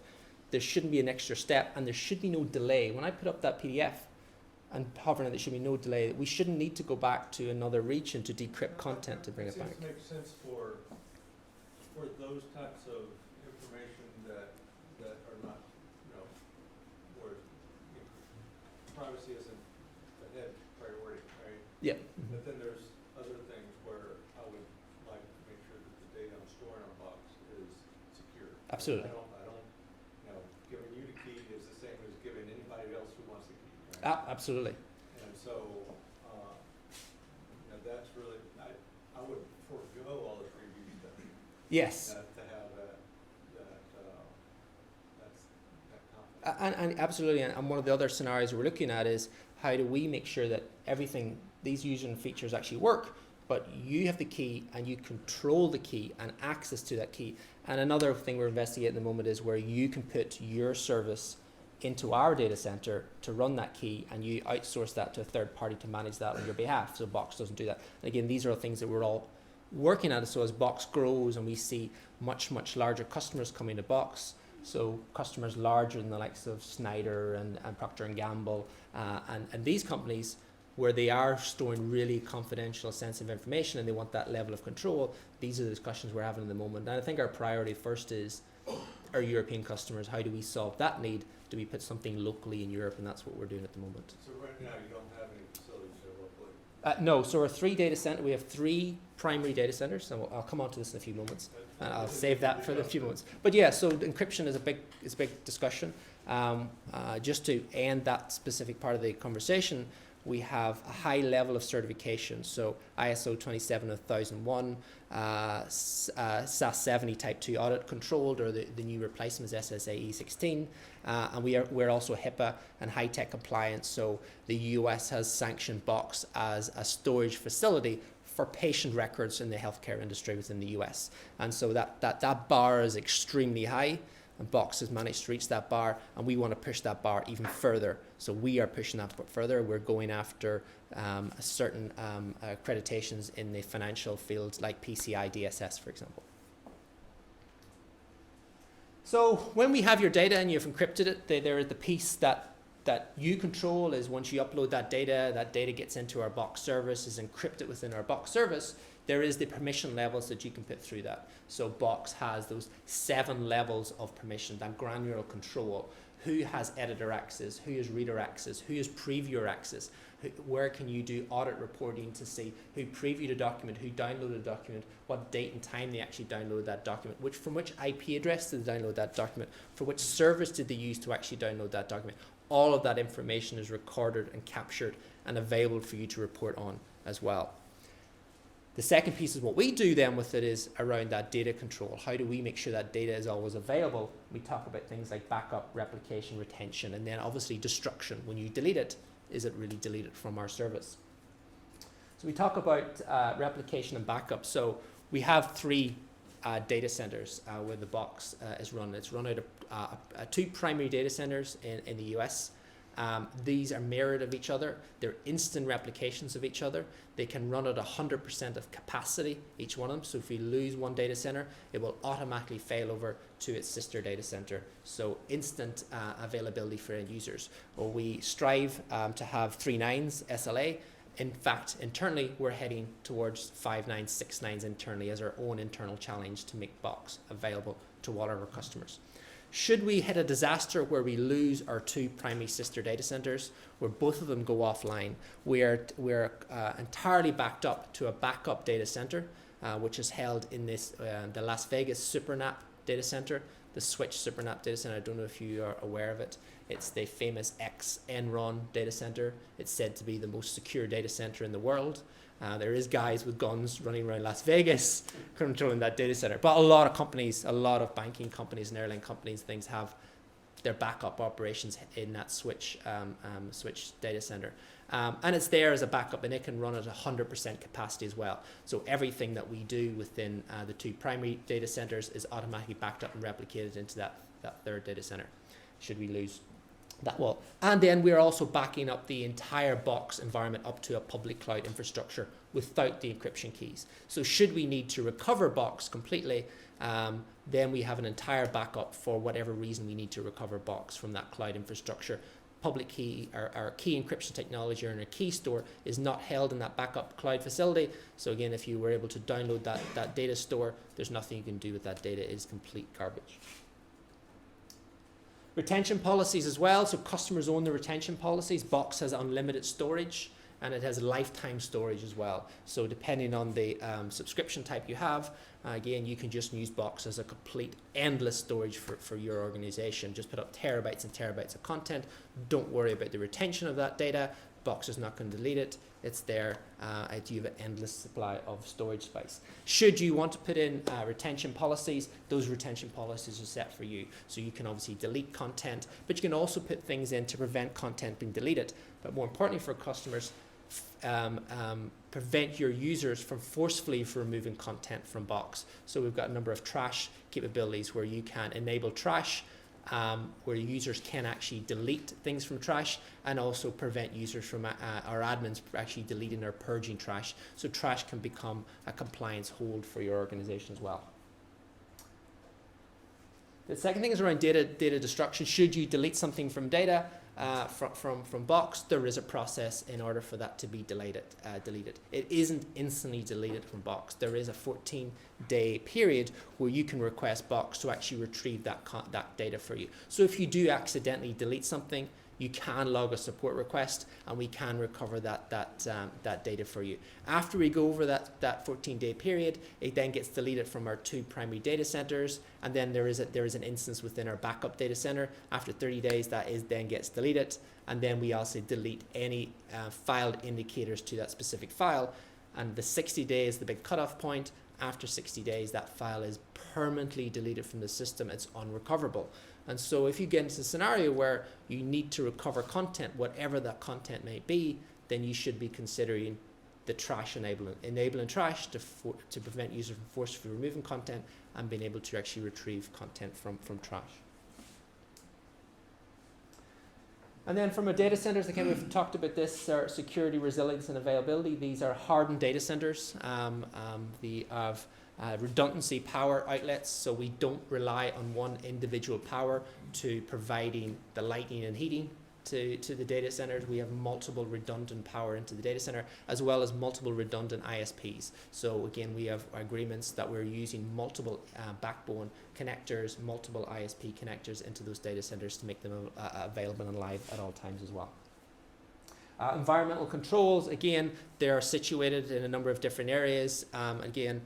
Probably if we had any accident with any primary data centers, Las Vegas, Nevada is probably one of those areas which don't have environmental controls. It's very stable, and so then that service can run at 100% capacity as well.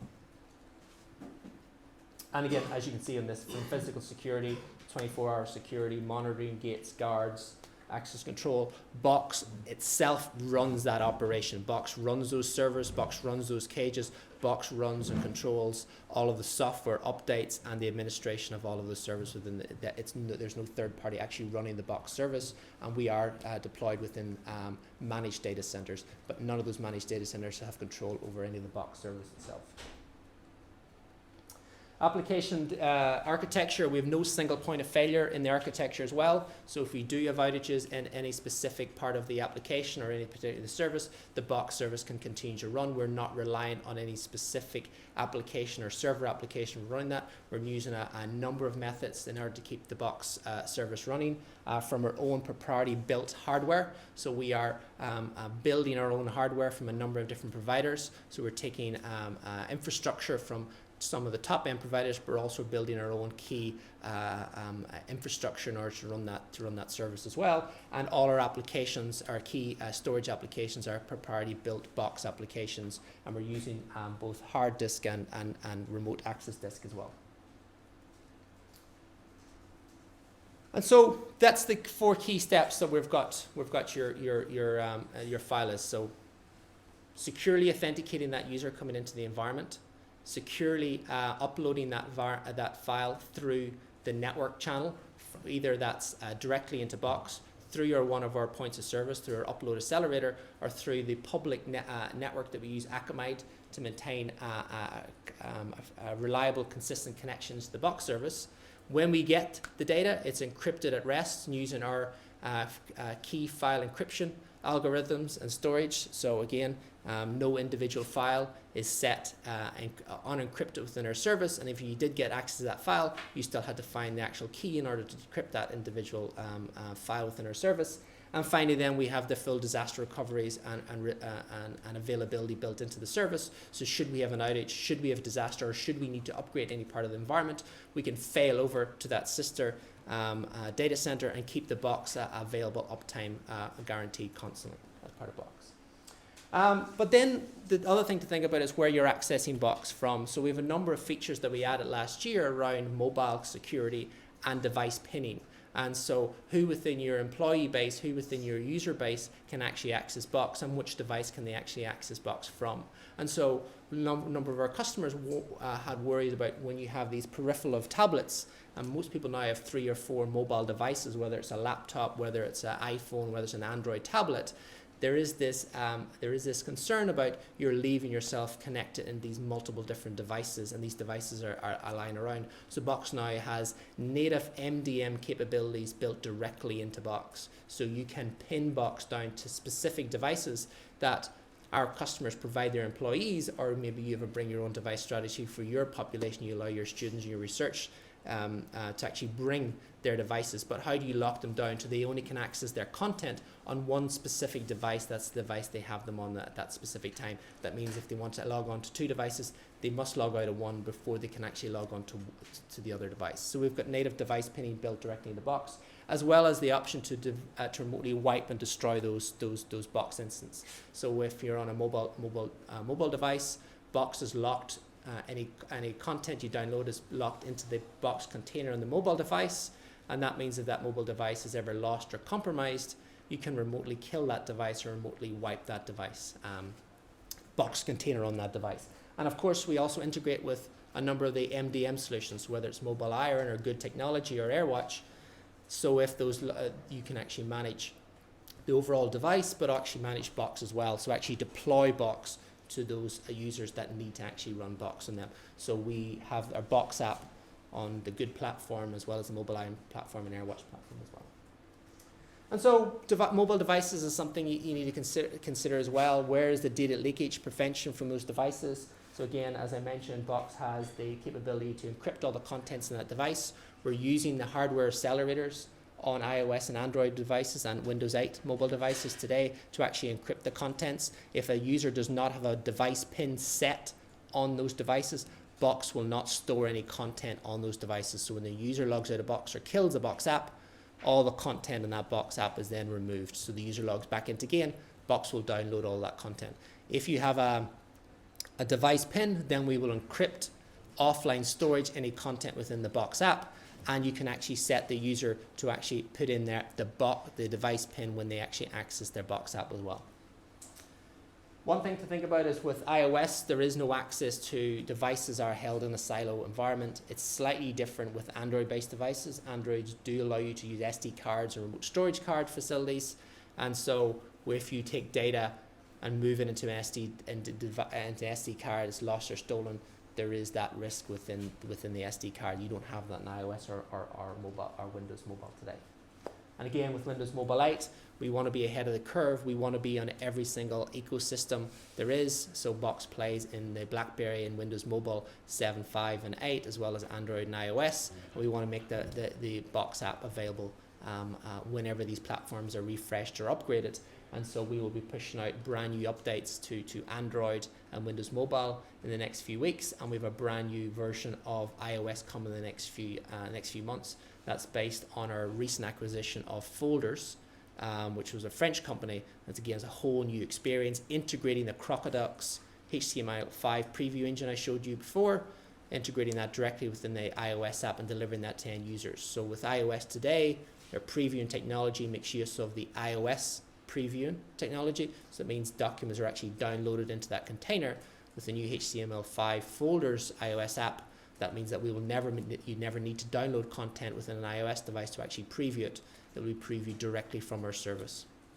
And that will be available for users in the next few months. And then I've just put at the end some things to consider around restricting files. So again, Box allows you to worry about those worst case scenarios. So device leakage, actually prevent users from favoriting or saving any content directly on the mobile device. Those are settings you control directly within the admin console. Prevent users from actually accessing Box. So disable Box for a certain percentage of your users and only give it to specific users who require Box, and force pins on the Box app as well as the device itself. And so, that's kind of a wrap up of the presentation. Cloud is constantly evolving. Box is constantly evolving.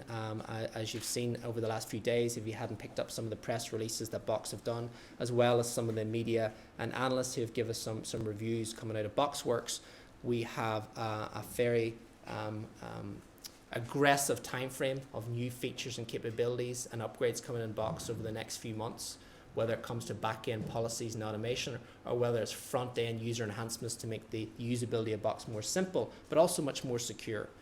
So if you have full feedback from Box to see where your information is shared, who's it shared with, and the level of access, that inherently makes your experience of Box much, much more secure. Any questions? Does everybody use Box? Everybody's familiar with Box? I don't know how many, I think most, at least, no, I don't know how many of the actual endpoints actually start using it. I can't really tell. Okay, great, thank you. I just have a question, because one of the things that you mentioned is one of the things that we've always been discussing here, your upload speeds, download speeds. Anything new coming there that gives some relief on that? Yes, absolutely. So there's a couple of things. So we have the two upload accelerators today, based in Amsterdam, based in Dublin. We plan to roll more of those out. They are upload accelerators at the moment. We are looking to make them upload and download. So you'll get a much, much more reliable connection, not just getting content into Box, but getting content out of Box. The Crocodux preview engine, I think, will really, really help the usability of Box, being able to preview much, much more content. It's much more streamlined, it's much more user-friendly. So again, users don't actually have to download that content to work on it. So again, it's that preview file is created directly within their service, and then you're getting that preview file directly within your browser experience. And the very lastly is, as we mentioned, building that European data center will have a massive impact to your user experience. We're not seeing a massive difference between European customers and US-centric customers using Box. We've got pretty good feedback. There is those isolated cases that we need to look at. It usually comes down to the last mile, where customers own that specific connection to the internet, where we find out the most problems. But I think that European data center will solve that. That's not a commitment we'll do it, but we are a team of people is actively engaged now in order to see how we could put that in place, how we could ring fence it in Europe, and how quickly we can make that available to our customers here. Yeah, I mean, that's true that the speed of light is difficult to overcome. That's basically just one way of doing it. So yeah, I think we're really looking forward to answer that. There's a couple of questions. Yeah. So you mentioned the activity for having a European data center that might solve one of our concerns, which is obviously the prism scenario. However, as far as I know, in all the discussions that have been around that with other providers like Microsoft, Google, and likes, the conclusion was that the Patriot Act still overrules nearly anything, as long as there is some organizational link to the US. And of course, Box being a US company, even if you could have a subsidiary in Europe, that would still be overruled. So that particular concern wouldn't disappear. So that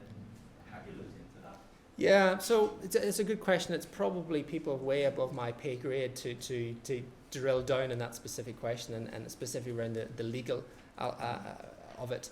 I think having a European data center gives a lot of customers much more confidence and control that their data is in Europe as long as it's ring fenced to Europe.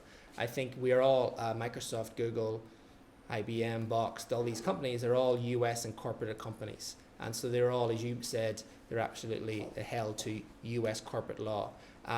Regardless of where that data center is today, the reality of the situation is that a US federal agent cannot just walk into a Box data center and ask for data.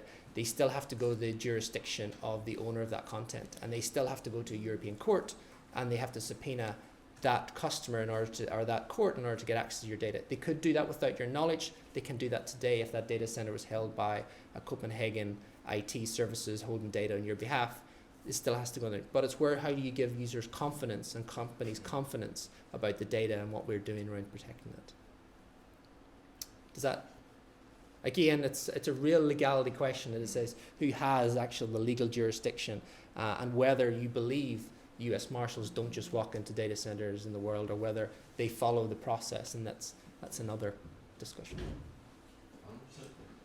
Yeah, I have a question about, are you going to, if you build data center in Europe, are you going to be present at any exchange points so you can compare with you, or are you going to rely on some ISP as upstream? Yeah, it's a good question. Everything's up for design at the moment. So everything I've said is about European data centers. It's public within Box, and we're telling our customers we are looking into what we need to do in order to do that. We have an active team.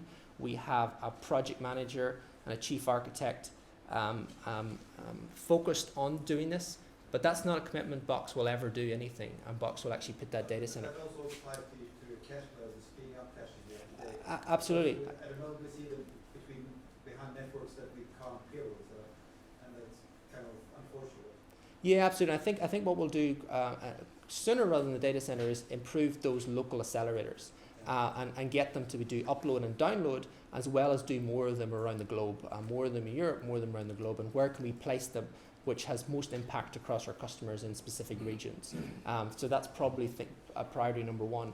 We're also going to start to improve our relationship with Akamai, so making sure that we have a very consistent, reliable connection globally. We have, Akamai gives us a presence in, I think it's 90 countries. They give us 70,000 points of presence servers in those 90 countries. I think we want to grow that out even further as we see our expansion going further and further and more quicker. So those are the things we can do in a short term, but that data center is up in the air, but we've heard it loud and clear, and it's loud and clear, and that's why we've put people to actually see how we need to do that. Trying to make a point. I'm sure it was cynical, so we'll skip it. Okay, yeah, but maybe it comes back. So yeah. I'm the token American. Okay. Any last questions? Okay. Thank you very much, Thomas. Okay, thank you very much, guys.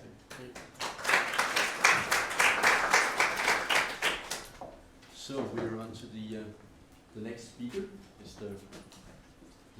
Is going to talk about what he's currently doing within the remit of DN3 Plus in terms of what's called like test bed as a service. And this is one of the things where you DN3 and DN3 Plus is a lot of different things, and this is actually one of the new things that part of DN3 Plus, and Gary is heading this work. And as soon as you get connected, I'm sure he'll tell us a lot about how it actually is progressing and what the actually end goal of providing test beds as a service. So whenever you're ready, Gary.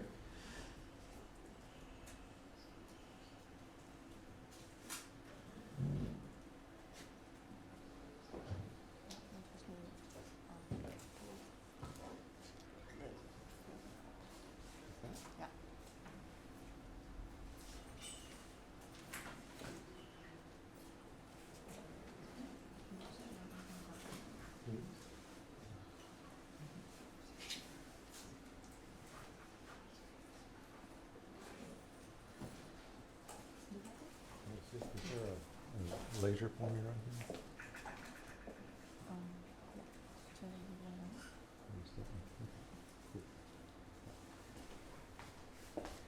Good afternoon. Everybody hear me all right? No? Is there an on-off indicator? Yeah, no, it's on here. Just better? Is that better? Yep. Okay, great. So, yeah, you can't live with it, you can't live without it, right? So, I'm Jerry Sobieski. I was asked to give a talk about one of the projects we're doing in Gen 3 Plus, the SA2 test beds as a service. And express not just what we're doing in that, but why it's important. So let's give this a shot. Network innovation. Where did these innovations come from? How do we get them into our network? There's essentially two places that these things kind of arrive, as we go through the process of R&D and deploying this stuff. One is need, where we end up discovering a problem or a challenge, a limitation in our networks, and we need a solution to it. This is kind of something we see a lot in our networks today with engineering solutions, right? Where it's not stuff we really need to go back to theory and the research for, but it is something that we need to develop and we need to do some applied research on it. The other is this imaginational kind of aspect of it, where somebody comes up with a new idea that is really kind of out of the box. It's not rooted in the way we do things now. It's more rooted in the way we would like to do things in the best of all possible worlds in the future, right? So these two, these are just kind of the roots of two different ways we come at some of these innovative ideas, right? So whenever we come up with these things, these innovations, these new concepts, there's always a period of R&D that we need to go through. The research we come up with a concept, the research fully bakes it, right? We can come up with the notion of, wow, wouldn't it be great if we had SDN?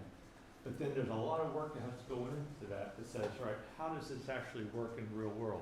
What is it going to do in our real networks? And then there's a development process where we actually have to go through and build prototypes and harden it, right, and really cook it. And at the end of the day, you still have this. You produce this technology, all these tools, software, hardware, but if you haven't actually deployed it, and you actually haven't promoted the adoption of this so that you can test it in the wild, in the real world, then it's questionable whether it's actually a usable service. It might be working, but if the users don't understand how it works, or they can't integrate it well, or it doesn't fit with the other aspects of the network, then it's questionable value. And so we need to get this stuff out there in a way that users can adopt it. They can opt into it and try it out, kick the tires and begin building on it. But unfortunately, we have this notion of production that is secure, highly stable, very risk averse, and it's arguably justifiable, right? That is their job, right? So we have this conflict of production networks that we really would like to put new technology in, but we can't put that in there until it's been really wrung out. So how do we migrate this stuff from the concept through the R&D, through the adoption and the early experimental deployments, and how do we get it to that production service? Well, what we need to do is we need laboratories. We need something in terms of our network research that is akin to what everybody else in every other science field has in terms of laboratories and instruments, right, that they can use to develop new materials, new processes, and test it, right? And these are a bunch of bullets here that basically describe what these laboratories need to provide, constructed from stable underlying infrastructure. The laboratory itself has to be stable. The experiments they run in it may fail, right? But the laboratory doesn't want to burn down every time you make a mistake, right? It's got to be reliable and effective working space. So this is a production kind of facilities. It's got to be able to quickly prototype ideas. Otherwise, it's not really useful. In the case of of the networks, I think it also needs to be able to scale up. You know, one of the biggest things we need to do with new network technologies is see how they scale. You know, it doesn't really do us any good in technology. It works on your desk, but it doesn't work in the internet. They can modify the prototype. The users get control of this thing, and they can modify the prototype. They can modify the test regimens and cycle through this, so they can rapidly make progress. And they really need to duplicate the real world scenarios as much as possible. And as soon as you say that, you also have to build a fence. You have to jail these things, put them in their cage so that they can't get out if they don't do what you expect, particularly with networks, right? So what we need is a testbed service. So testbeds are specialized, highly controlled environments designed to evaluate a novel network concept or technology. We're going to constrain our thinking here to network testbeds, but you know, and some of this stuff is a little more general than that. The value of a network testbed is directly related to how closely it mimics the real world. If you don't have a valid environment for testing that actually looks like what it's going to do when you put it out in production, it's not much use. And some of those characteristics have to have that geographic reach and density, you know, at least from the terms of internet innovation. We need to think of this on a global basis. So it's not good enough to say, wow, this worked in my lab. TCP works in your lab. You put it out over the real world, and all of a sudden it falls down, right? So there's issues you have to address here. You have to have administrative realism. When we do things over the full internet, when we scale these things up to global proportions, we have to recognize that we don't control all aspects of the internet. It's a very amorphous, very autonomous set of organizations and domains and regions out there that we have to recognize will do what they want, right? Not what we tell them. Integration with existing aspects, right? We may be addressing one issue of the internet or one issue of our networks, but there's probably a lot of other aspects that we're not trying to change, right? How does what we're doing integrate into that, right? And realistic applications and traffic load characteristics. Again, this is real world stuff, right? If we say we're going to do SDN, but all of a sudden users can't do it because they don't understand, what kind of flow rules they need to put into fabrics, then it's probably not going to work for you. The testbed provides user control. Obviously, if you want a testbed, you don't just throw it over the fence to production guys. They're going to say, whoa, right? They're going to run away. The researcher, he understands what needs to be evaluated and needs to be able to adjust things so that they can learn how these things behave. Testbeds are intentionally separate facilities. Like I said, if we didn't need them separated from the production, we could just put them into production. We wouldn't need testbeds at all. But the whole reason is we want to have a place where we can test these things before we actually put them into production mode. Within the Xiant community, with Xiant 3 Plus at least, there's now a consensus that testbeds are not something we just make sure each research project builds, but it's actually something that is common enough and important enough to the research process, the network research innovation process, that we really need to provide a service that, as much as possible, can ease the path for network research, give them these laboratories. So there's a couple of issues there, right? Well, certainly in the before time, we did like JRA2 and the Xiant 3, where we had Network Factory, and that evolved into the OpenFlow facility. So they had a provable testbed there. These other projects, Federico Filia, Manticore, Dragon, Geysers, Novi, there's probably another dozen I haven't put up there. They've all dealt with building virtual networks, building testbeds, either to test their premise, right, or the notion of building networks, virtual networks in general. And there are science applications that are very interested in this as well. We talked about LH Cone. I love that. the physics guys, right? They want to build a global network that supports the high energy physics workflows. All right. That's, in order to do that, they need to test some things. You know, we've tried some things that they had come up with last year. They set it up, said this will work great, and it fell right down. Right? So, you know, even the applications guys, the radio astronomers, they want to be able to do this stuff as well. They have big global instruments that they're trying to reach. So the applications layer is also very interested in having test beds that they can learn how to integrate network capabilities into their science process. So, long story short, SA2 was instituted as part of Jean 3 Plus. It's called Test Beds as a Service. I'm the guy who they hung the albatross on. And you know, everybody else took a giant step backwards, and I was the one left. We have 4 tasks in SA2. The first one is the systems and hardware engineering. They're dealing with mostly trying to understand what we actually have to deploy in the field, how we configure it, sizing it properly, making sure we have the right address plans, making sure we can reach it right, making sure the users will be able to get to these assets. That's headed up by Dom Taylor. Dante, he's part of the operations and engineering crew there, so he's intimately involved with the POPs and the deployments of the Jean core, so that's a real value.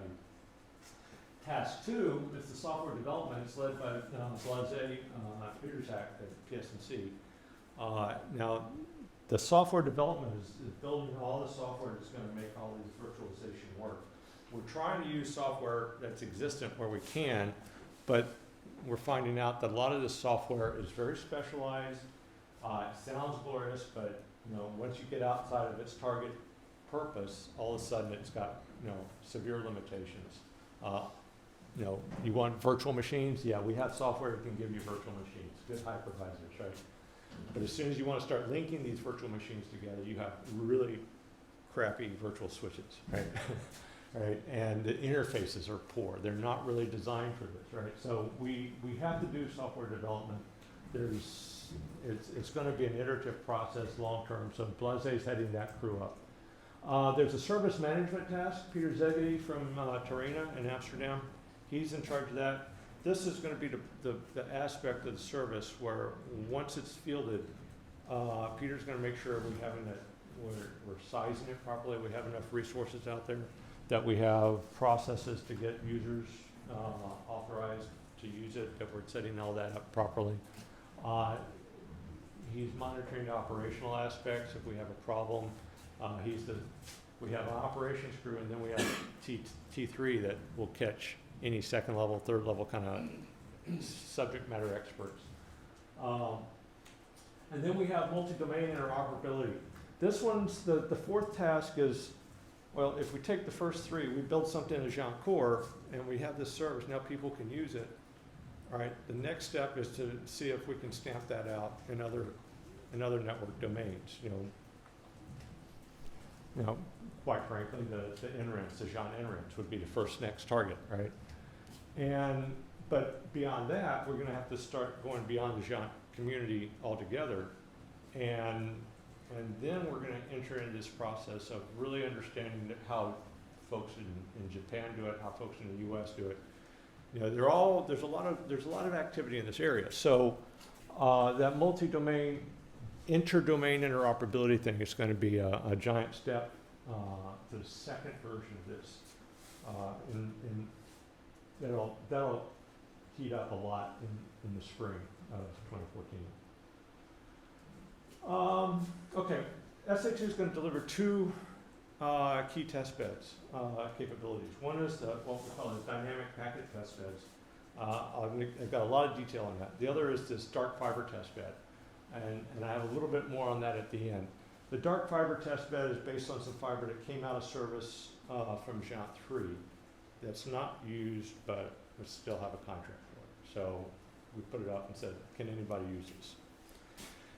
It's manually configured right now because it's very physical layer oriented, but it gives us some interesting long haul assets that we could provide for some testing. And there are some interesting tests. I'll go into those in a minute. The dynamic packet test beds is really kind of the core focus. And this was what was initially what they asked us to work out for SA2. Dynamically allocated virtualized networks provisioned over packet-oriented transport, Ethernet, and switch infrastructure. And they wanted to have a pan-European reach, right? So we've got to give the user control of these test beds. We have to make sure the test beds are insulated so that if they do something unexpected, they're not going to damage the production systems, or they're not going to damage other test beds, right?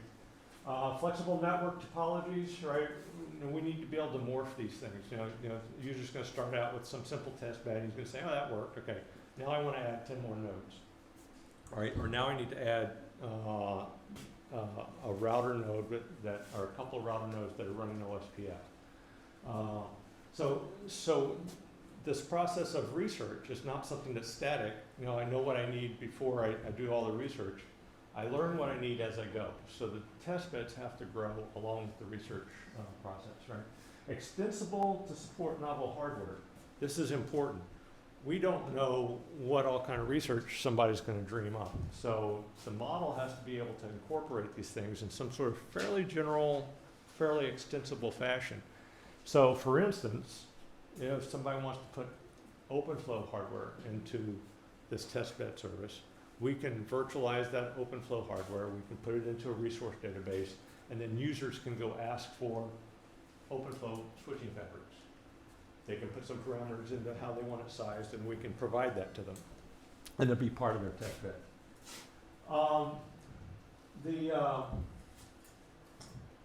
As we go through this, we're not just doing everything ourselves. We're not in a box. We're actually trying to leverage a lot of the technologies that Jean has in other areas, either new areas or that was explored and done in SA in Jean 3.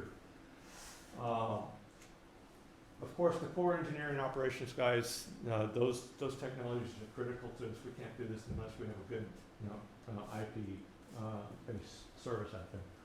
SA3 is doing the bandwidth on demand, Audubon, NSI. We expect and hope and are pushing hard to be able to use that as part of our ability to connect up the nodes in these test beds, right?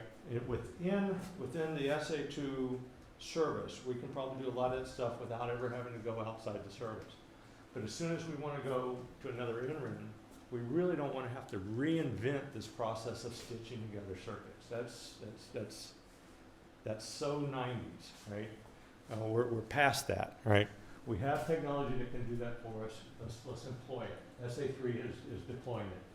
SA7, these cloud services are interesting because cloud services provide virtual machines.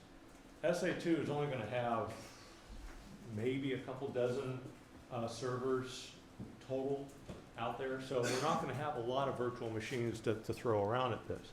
We should be able to demonstrate functionality, but then in the spring, when we go to start scaling up, where do we do that? One very rich place to do that would be to go to some of these cloud service providers, either commercial or part of the NRINs, and say, can we get 100 virtual machines from you so that we can allocate them to test bed users? And so we want to use the cloud services. We're working with them to help define what we need, and then we're going to work with them to help leverage what they deploy. So how does this all work? We have a researcher with a brilliant idea, right? And he has a test bed idea that he would like to use. He'd like to, if I could build this test bed, I could test this new forwarding technique, right? So he logs into this front end, this graphical user interface that allows him to edit and describe what his test bed is going to look like. That GUI is part of an agent we call the testbed control agent, because this testbed control agent is how the user is actually going to manipulate the elements of their network. That editing process builds a document that describes this testbed. You know, it might be something that looks like this, 3 nodes with some links in between them, some VLANs and some x86 virtual machines and such like that. And then that testbed description is sent to the SA2 resource manager. Now this is kind of the point agent from SA2 that is presented to the user community. They send this request for a resource or a testbed and resources are, there's this object-oriented kind of structure here, so you can almost use them interchangeably. But we send this request for resource to resource manager. The resource manager looks in their database and says, oh, I can do that. And he starts finding the resources that were described there. He links them together properly. There's some magic going on here. All right, and then he builds a control plane on top of that allows the user to actually access all these devices and do some very generic kind of control functions on them. You know, things like reserving them, activating them, putting them into service, right? Taking them out of service if you want to modify something, releasing them when you no longer need them. You can query these resources to get a state, you know, what's happening on them. The interesting way that we're developing this is that there's these kind of 5 basic functions, and then each of these resources are defined in the database such that we can actually add customized methods to them as well. So if we have a VM, a Linux VM resource, we can also add a configure method to it that will assign an IP address to an interface that allows us to log in, right? So we can do a lot of custom kind of configuration and custom functions on these based on the actual resource type, you know, or subtype. Right? So this is a very extensible, very generic kind of architecture that we're trying to put in place. And we have these little round red balls up here. These little cherry tomatoes these are what we call resource control agents. They're you can just think of them as agents that are sitting out there taking these test bed control functions and translating them into whatever command sequence you need for that specific piece of hardware. That's mostly where a lot of the virtualization layer is actually implemented. Once that's up and running, control is passed to the user. The user can take that same test bed file, he can modify it, edit it, say, oh, I need another element, and he can pass it back to a resource manager who will look at the delta and add something new. So there's just this constant going on, and this can be done over a few minutes or a few hours. This could take weeks or months. This TCA doesn't need to be present all the time. The user can work today, he can shut it down, take a vacation, come back 2 weeks, fire it up, recover his test bed, and find out what the status is of all his elements. They could have continued running the whole time. All right, so this is a very powerful, we think it's a very powerful architecture that should be very, very useful, very flexible for the research community. So we call it TAS, Test Beds as a Service. That's a little bit overused phrase, everything as a service, right? It is a production service in the Gen 3+, right? So this is not a research project, not one of the JRAs. You know, this facility, once it's out there, our job is to make sure these resources stay available, that the resource managers, the resource databases are secure, and we have all the operational and engineering things put in place. It's important to understand, though, that what happens inside those resources is part of the user experiment. You know, that's up to the user. They can crash things, they can take things down horribly. It should not affect the service. They can reboot their elements if they want to. Right? This is all done through this control plane. And if they want to, they can actually define external ports to their test bed that allow them to reach out of this shell, this bubble that this test bed is in, this insulated bubble. They can actually define external ports. The service can actually monitor those, and if those ports start doing something unexpected or nefarious or just plain, you know, damaging, we can shut them down, right? But in general, these external ports are going to be used so they can log into their nodes and do stuff that is not, strictly speaking, something that's part of the control protocol. It's something they're doing on their test bed, right? it's based on virtualization in extreme. You can understand everything we're doing here, everything we're offering them are virtual resources, right? We may, in cases, take one piece of hardware and just give them the whole box, but it's still a virtual resource that we've defined and given to them. Because later on, we're going to slice that and partition it in other ways so that they won't see the difference, but we can now share that box in other ways, right? For instance, a switch, or say an open flow switch. Right now, we don't have the technology, the software to really do the flow space, partitioning that we would like. So what we can do is right now we can give somebody the whole box. In a couple of months, we can do something where we can say, all right, we can give you these ports on that box, and we can give you these other ports on that box. And we can guarantee that none of the rules that you write down there are going to interfere with his ports, and none of the rules that he writes down are going to interfere with your ports. So that kind of virtualization, isolation, and partitioning is something that we have to do very carefully. It's done in those RCAs and maybe some of the other software we deploy. A brief dive into internals. So we have a network here. The way it's all represented internally is just a set of resources. Everything in a user test bed is a resource. And there's different types of resources, and all resources have data ports associated with them. These are logical entities that allow data flows to transit in or out of these resources. Even a network transport link has a source and a destination port, right? And so the actual data plane resource graph is this list of resources and their ports, and a list of relationships saying which ports are actually mated to one another. And this builds your topology, right? And this is really important because this topology, now you can actually build general processes that can analyze the topology, make sure that this port and that interface on that other device actually can go together, right?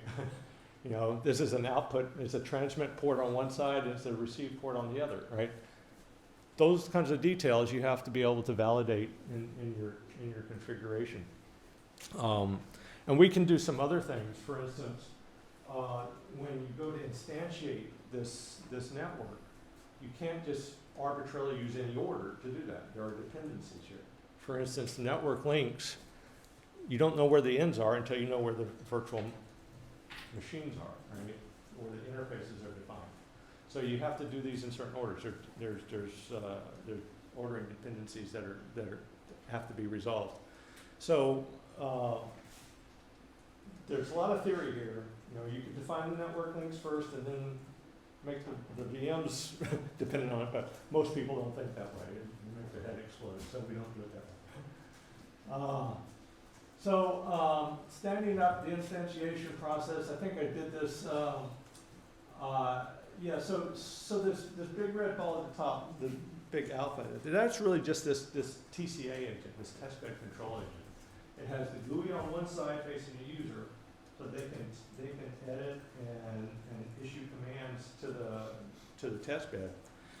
But other than that, it's just this agent that issues these protocol primitives, these web service calls to the resource manager or these resource control agents, the master minion model, right? And then those minions will translate it into whatever the actual physical commands are that they need to realize it. This resource lifecycle state machine, everything starts out in an available or null mode.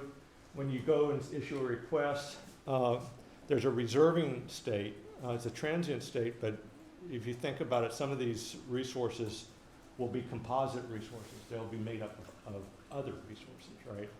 So you have this tree that kind of gets built, and so it may take a little while to reserve everything in that tree. So you want to know that it's in that process.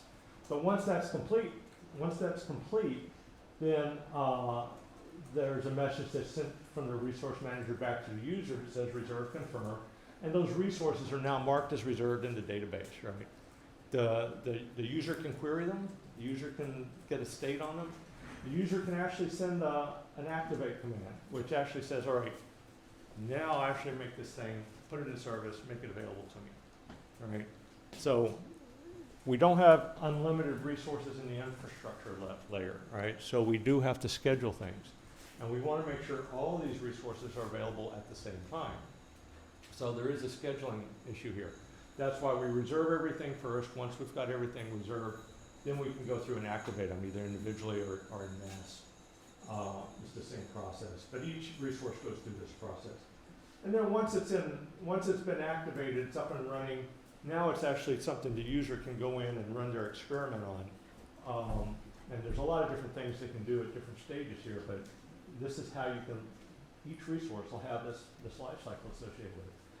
You can take it out of service, it goes back into a reserve state, right? That means that I'm still holding the reservation, but now if somebody needs to replace a power supply in that server and reboot it and get it back up, you can do that and won't throw off all these alarms, right? And then we can release it, and we no longer need it. It goes back to into the available pool. So all elements of user testbed are virtualized resources, right? And one of our key premises here is that all networks can be reduced to this directed graph model, and we can build up more complex structures and resources by doing this in this object-oriented structure. Generalized resources, this generalized resource model, we can validate the topologies as I described before, and it also allows us to describe and define new resources in a very specific, in a very precise manner. We don't have to describe every knob on every box, right? We can say, well, you know, these things are hard to control. Most users don't really care. But CPU speed and memory, they want to know what they can adjust and ask for on those aspects. So we can just define VMs that have CPU and memory as attributes. We could define switches that have lots of interfaces. You know, maybe they're all virtual, but they're still, you know, we can define VMs that are just VMs. You know, they get instantiated and they sit there, all right, and then the user has to boot an operating system on them as part of their testbed layer. Or we could define a VM that is an OS-oriented VM, right? So we not only allocate the virtual machine at the hypervisor layer, but we can also tell the hypervisor, now boot Linux on that, or boot Debian or something, right? Boot Windows. So we can define lots of different flavors of these resources. Right, so that's that. So what are we actually doing? So the deployment planning, this is kind of this is our draft plan we're working from, right? The service is supposed to be, the first official version of this is supposed to be available December 31st. We're going to try and have it ready before Christmas so that we can all take a nice holiday break and not have to worry about coming back and finish what's broke, right? So, but essentially, I have eight nodes here. I'm not certain that we're actually going to have 8 nodes, but we're going to work towards that.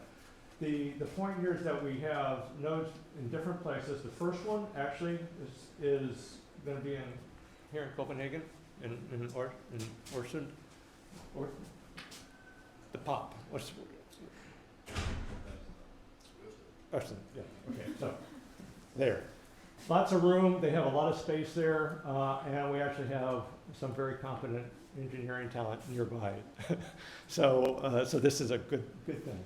I'm not sure where we're going to go next. Could be Brussels or Zagreb or Milan. There's a number of questions about space and availability. But by December, we're going to have at least 3, maybe 4 of these sites hot. And we will have something on the order of 8 virtual machines available at each of these places. We will have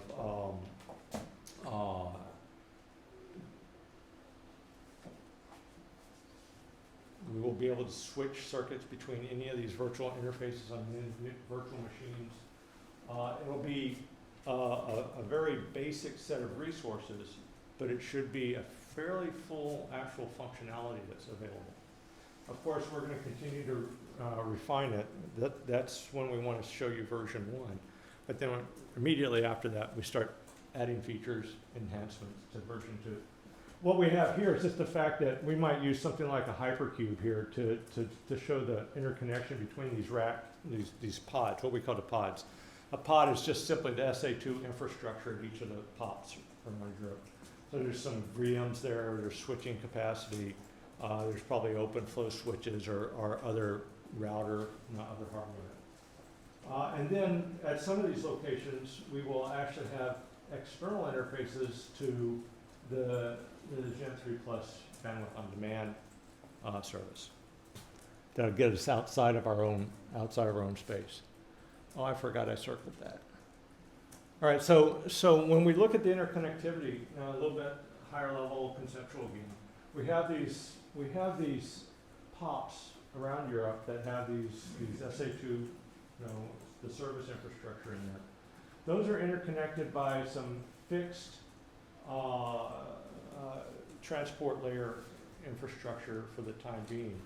Now that's fixed transport layer, but it's going to be dynamically allocated by SA2. And once we get a little more breathing room, we will add the NSI links from there into the Jaunt bandwidth on demand service. And this will actually allow us to reach not just within Jaunt to say the other inruns in Jaunt, but this will also allow us to reach beyond Jaunt into some of the other NSI compatible transport services around the globe. And that's going to be important when we go to start linking up with these activities in the US or in Brazil or in the Asia Pacific region. So phase 1, we have a number of sites, we have hardware infrastructure, then we have this virtualization layer that basically says we're going to take this hardware and we're going to map it using these resource descriptors in our resource database, and we're going to have a set of other resources now, virtual resources, and these are what the user will actually see, right? Then there's this intelligent resource mapping layer that's implemented within the resource manager that when he gets a request, from a testbed control agent, he'll go out and allocate these things to that testbed. And then the next guy comes in and asks and allocates all these resources as well, right? So the user gives constraints on what resources he requires, right? Then the provider puts some additional constraints. We're going to minimize these transport links between these resources that so we want to get these VMs close, right? And then all that resource mapping happens and these resources get allocated to the testbed. So this is essentially, see, this one didn't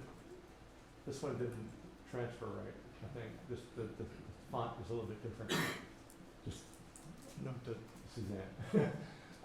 This is the same thing, but I want you to notice here that we have, say, the Jaunt infrastructure down here. It's been virtualized, and now this is the service that these testbed X and Y are using. Now we go to the next slide. We have a similar situation, but now these testbeds have external interfaces defined, external ports that say, now my insulated cage, my vacuum tube full of testbed components, I have a couple of ports that let data flow in and out of that testbed.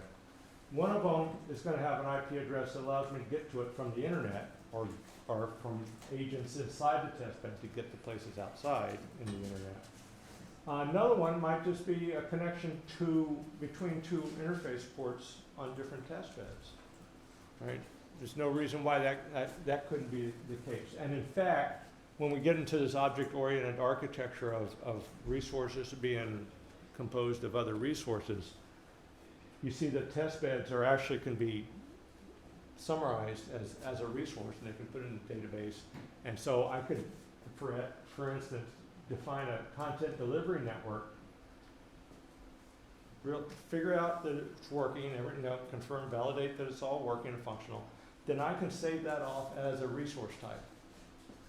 And now other test beds can now reference that CDN resource type. Say, I'd like a content distribution network with these parameters. And then the resource manager say, oh, I've got one in my database. I can pull that out. He figures out all the composite structure to it, puts it in place. And now the user has a CDN that he can reference, right? So this is one of the scalability issues here that we haven't seen in some of the other projects. This object-oriented nature allows us to do things like, I want to do a test of data center modeling, right?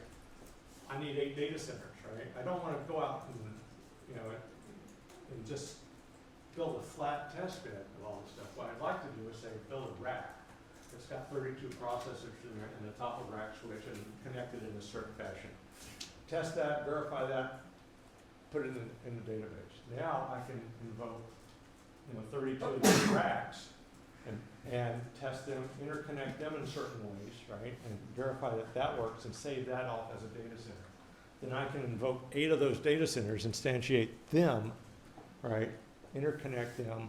Once I'm satisfied they're connected properly, I can start running my serious testing.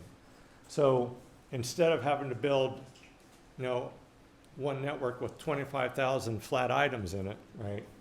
I was able to do this in a very much more manageable object-oriented fashion. That's really important for scaling. Then we have this other notion that says, all right, what if I have just one test bed, but now what if all the resources I need for that test bed aren't in SA2 service, right? What if they're in some of the NRINs, right? What if they're in the US or Asia or Australia, right? Then I would like to be able to access those resources through their resource managers, right? Get them allocated to me, get enough of the right information from those resources so that I can put up the transport links between them, right? Or cross them or whatever I need to do. And I can build a global test bed that's spanning all these different infrastructures. And this is probably a good example of how we might go about looking at some of the global virtual SDN examples, right? How you would actually be able to construct a central software-defined network environment across lots of infrastructures, right? So TAS is more than just test beds, it's actually deploying networks, right? The fact that we're focused on serving the research community is important, because we really need to make sure the researchers get what they need. But if you look at the bigger picture here, we're actually fielding a much bigger, much more powerful capability, I believe. We have science guys that are interested. We have interesting ways that we could construct networks that are relevant here. And we have some new services that could take advantage of this as well. Things like this Global Video Alliance that's been percolating for a year or two. At the end of the day, they're probably going to need to define a video services network that has very well constrained resources, capacity, processing power, so that when they're running all these video services for classes around the world, that they're not getting interfered with. These guys that are running VLBI experiments are passing files for high energy physics. So who can use the testbed service? Anyone. We'll leverage the other federated AAI processes that are being deployed. There are going to be a few basic levels of use. Basic kick the tires, anybody can do it. It's anonymous. You show in, we'll give you an ID, and off you go. Right? Some limited resources, but you'll get to feel it. It's just basically the scale you won't get at that point. An intermediate user is really the first level of users that we're actually going to track. And they'll have persistent data planes that can stay around for long periods of time, and expanded scale and be able to do bigger networks.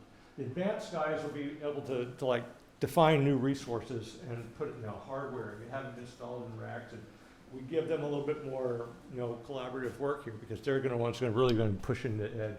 And then we have the Zeus users. They can see anything and do anything. These are the guys that are going to make sure it stays running and hopefully don't break it themselves. Right? These are operations and engineering guys, right? The supervisors. The access for the dark fiber testbed is based on a simple proposal, right? You just, they were the open calls. We issued that to those guys, so they put some proposals in. So we have 2 open calls that are using it. But if anybody else wants to use some of the dark fiber stuff, just give me a paper or give me a ring and I'll tell you how to go through it. Timeline, April 1st, everything started, a lot of stuff happening. We're down to basically here now, right here. The architecture and engineering plan, we've had like 5 versions of those. It just keeps evolving and refining. So we've got a pretty good plan now. We know what we're doing. And we're going to have a first look demo actually next week. This is just an internal thing to show everybody that we're actually making some progress. Very rudimentary, but it should walk us through the whole process. We're going to scale up from here on until December. We'll be migrating some of the Federica and some of the Gen 3 OpenFlow facility resources into the SA2 service in that time frame too. There's some migratory pain that's going to happen there because we don't want to just kick people off. We've got to give them some time and help them across, but that'll work. And so this is when we're supposed to be showing the first version. There's a lot of stuff happening after that, but that's probably what's relevant today. The dark fiber test bed, just two more slides here.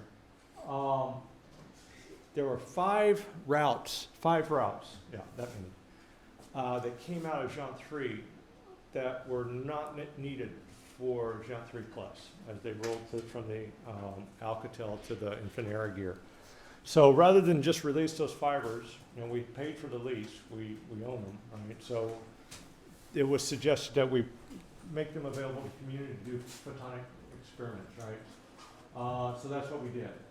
The segments are from London to Paris. There's a 700-kilometer section, Frankfurt, Geneva, Amsterdam to Frankfurt, Brussels to Amsterdam. And then there's this long run from Milan through Finkenstein to Vienna. So we have, looks like two projects that are going to be using, one is going to be using the London to Paris. This is, you guys familiar with the NEAT FT project, this time and frequency distribution? This is a really amazing project. They're trying to distribute clocks that are at 10 to the minus 18th accuracy, right? Seconds, right? So trying to do that over these distances is really important. It really poses some interesting things. Brief, the key here is brief proposal. Right. Now, and this is the last slide. So SA2 would like the NRENs to participate. We're doing our homework, we're getting it on the ground, but come December, we want to know who else would like to start working with us and fielding this as well. We can start small, we show that it works, and then we just ramp up the size, density, and scope of the resources we have at hand. So ultimately, we want this to be Europe's existence proof that these global virtual networks are viable and useful, right? And that can be done in an architecturally scalable fashion, right? So help us out. If you have any questions, feel free to give me a ring or an email, right? And I'm done. Top.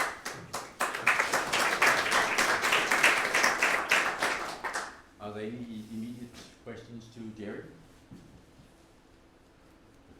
Otherwise, he'll be around, so yes. we'll just catch him after the session. So this basically takes us to the last point of the day, which is the closing remarks. And I will start saying that great thanks to all of you, participants, speakers. Without you, it would definitely have been dull and boring to be here. So I mean, I hope you've all been participating in some good discussions during the workshop sessions yesterday. I hope you have learned something about what your colleagues in the other Nordic countries are up to. I think you might even have found that there are colleagues in other countries that are working exactly on the same thing as you are. For instance, in the cloud services, it turned out that there was actually 2 people that was completely independent and unknowing of each other, working on something called Own Cloud, which hopefully they can then get together and share each other's experience. But most of all, and most importantly, I think it's good, and I hope you have all just built on your social network by meeting your colleagues, new colleagues, old colleagues. And I think that's one of the most important things about these gatherings, that you actually get to meet the people that you really rarely see. So I think that is really important. And also I would like to extend some special thanks to Susanne over there. So you should give her a hand. Without Susanne, you wouldn't have been fed. The presentations would have been a mess, and we definitely wouldn't have kept the time. So thank you very much, Susanne. During the opening session, I mentioned that this was the first of a new series of things that we want to do. So the first question is, how often do we want to do this? Well, the thing is, we changed the frequency of the Nordic conferences to be every second year. And basically the idea is to have these type of gatherings the years where we don't have the Nordic conferences. So the next time we'll have something like this will be in 2 years. And it's a long time away, so don't worry. But I think it's important that we try to get some feedback on how it actually was done this time, because this is really different from the old NTT meetings. There's a lot of different subjects, not only network subjects, but also the new thing that's over us all, cloud services, operations, a lot of different things. So I think it's good for you to get some feedback on also the workshops. Were the right content? Were they the right length? Were the different subjects that you wished we had talked about or discussed? And the same goes for this day. I mean, was the balance between the lightning talks and the presentations the right one? Was it the right subjects? Is there something else you would like to see? And I think we really would like to get your feedback on those kind of things to see if we can do things better in 2 years' time. At least we have time to prepare. So what would happen is that you will get some forms out that you can fill out electronically when you get back home, to give us the feedback. And if you have some more direct feedback that you would like to give it to us now, you can give it to me, to Sanne, to Jospa. Just come to us and give us your honest opinion about what you think about those 2 days. If you don't want to do it directly now, you could do it anonymously on the forms, and then we will call you afterwards, so we know who you are. So I think it's good. We really would like that feedback just to make sure we're on the right track. So that's basically it. There's just one more thing that I think we would like to draw your attention to already, so that you can prepare your calendars. The next Nordic conference will be in Sweden, and it will most absolutely certainly be in Uppsala on those dates. As certainly it could be without a contract, but yeah, this is what it will be. So looking forward to see all of you there, and hope you all had a good time, and definitely have a safe trip back home, and thank you very much for your participation.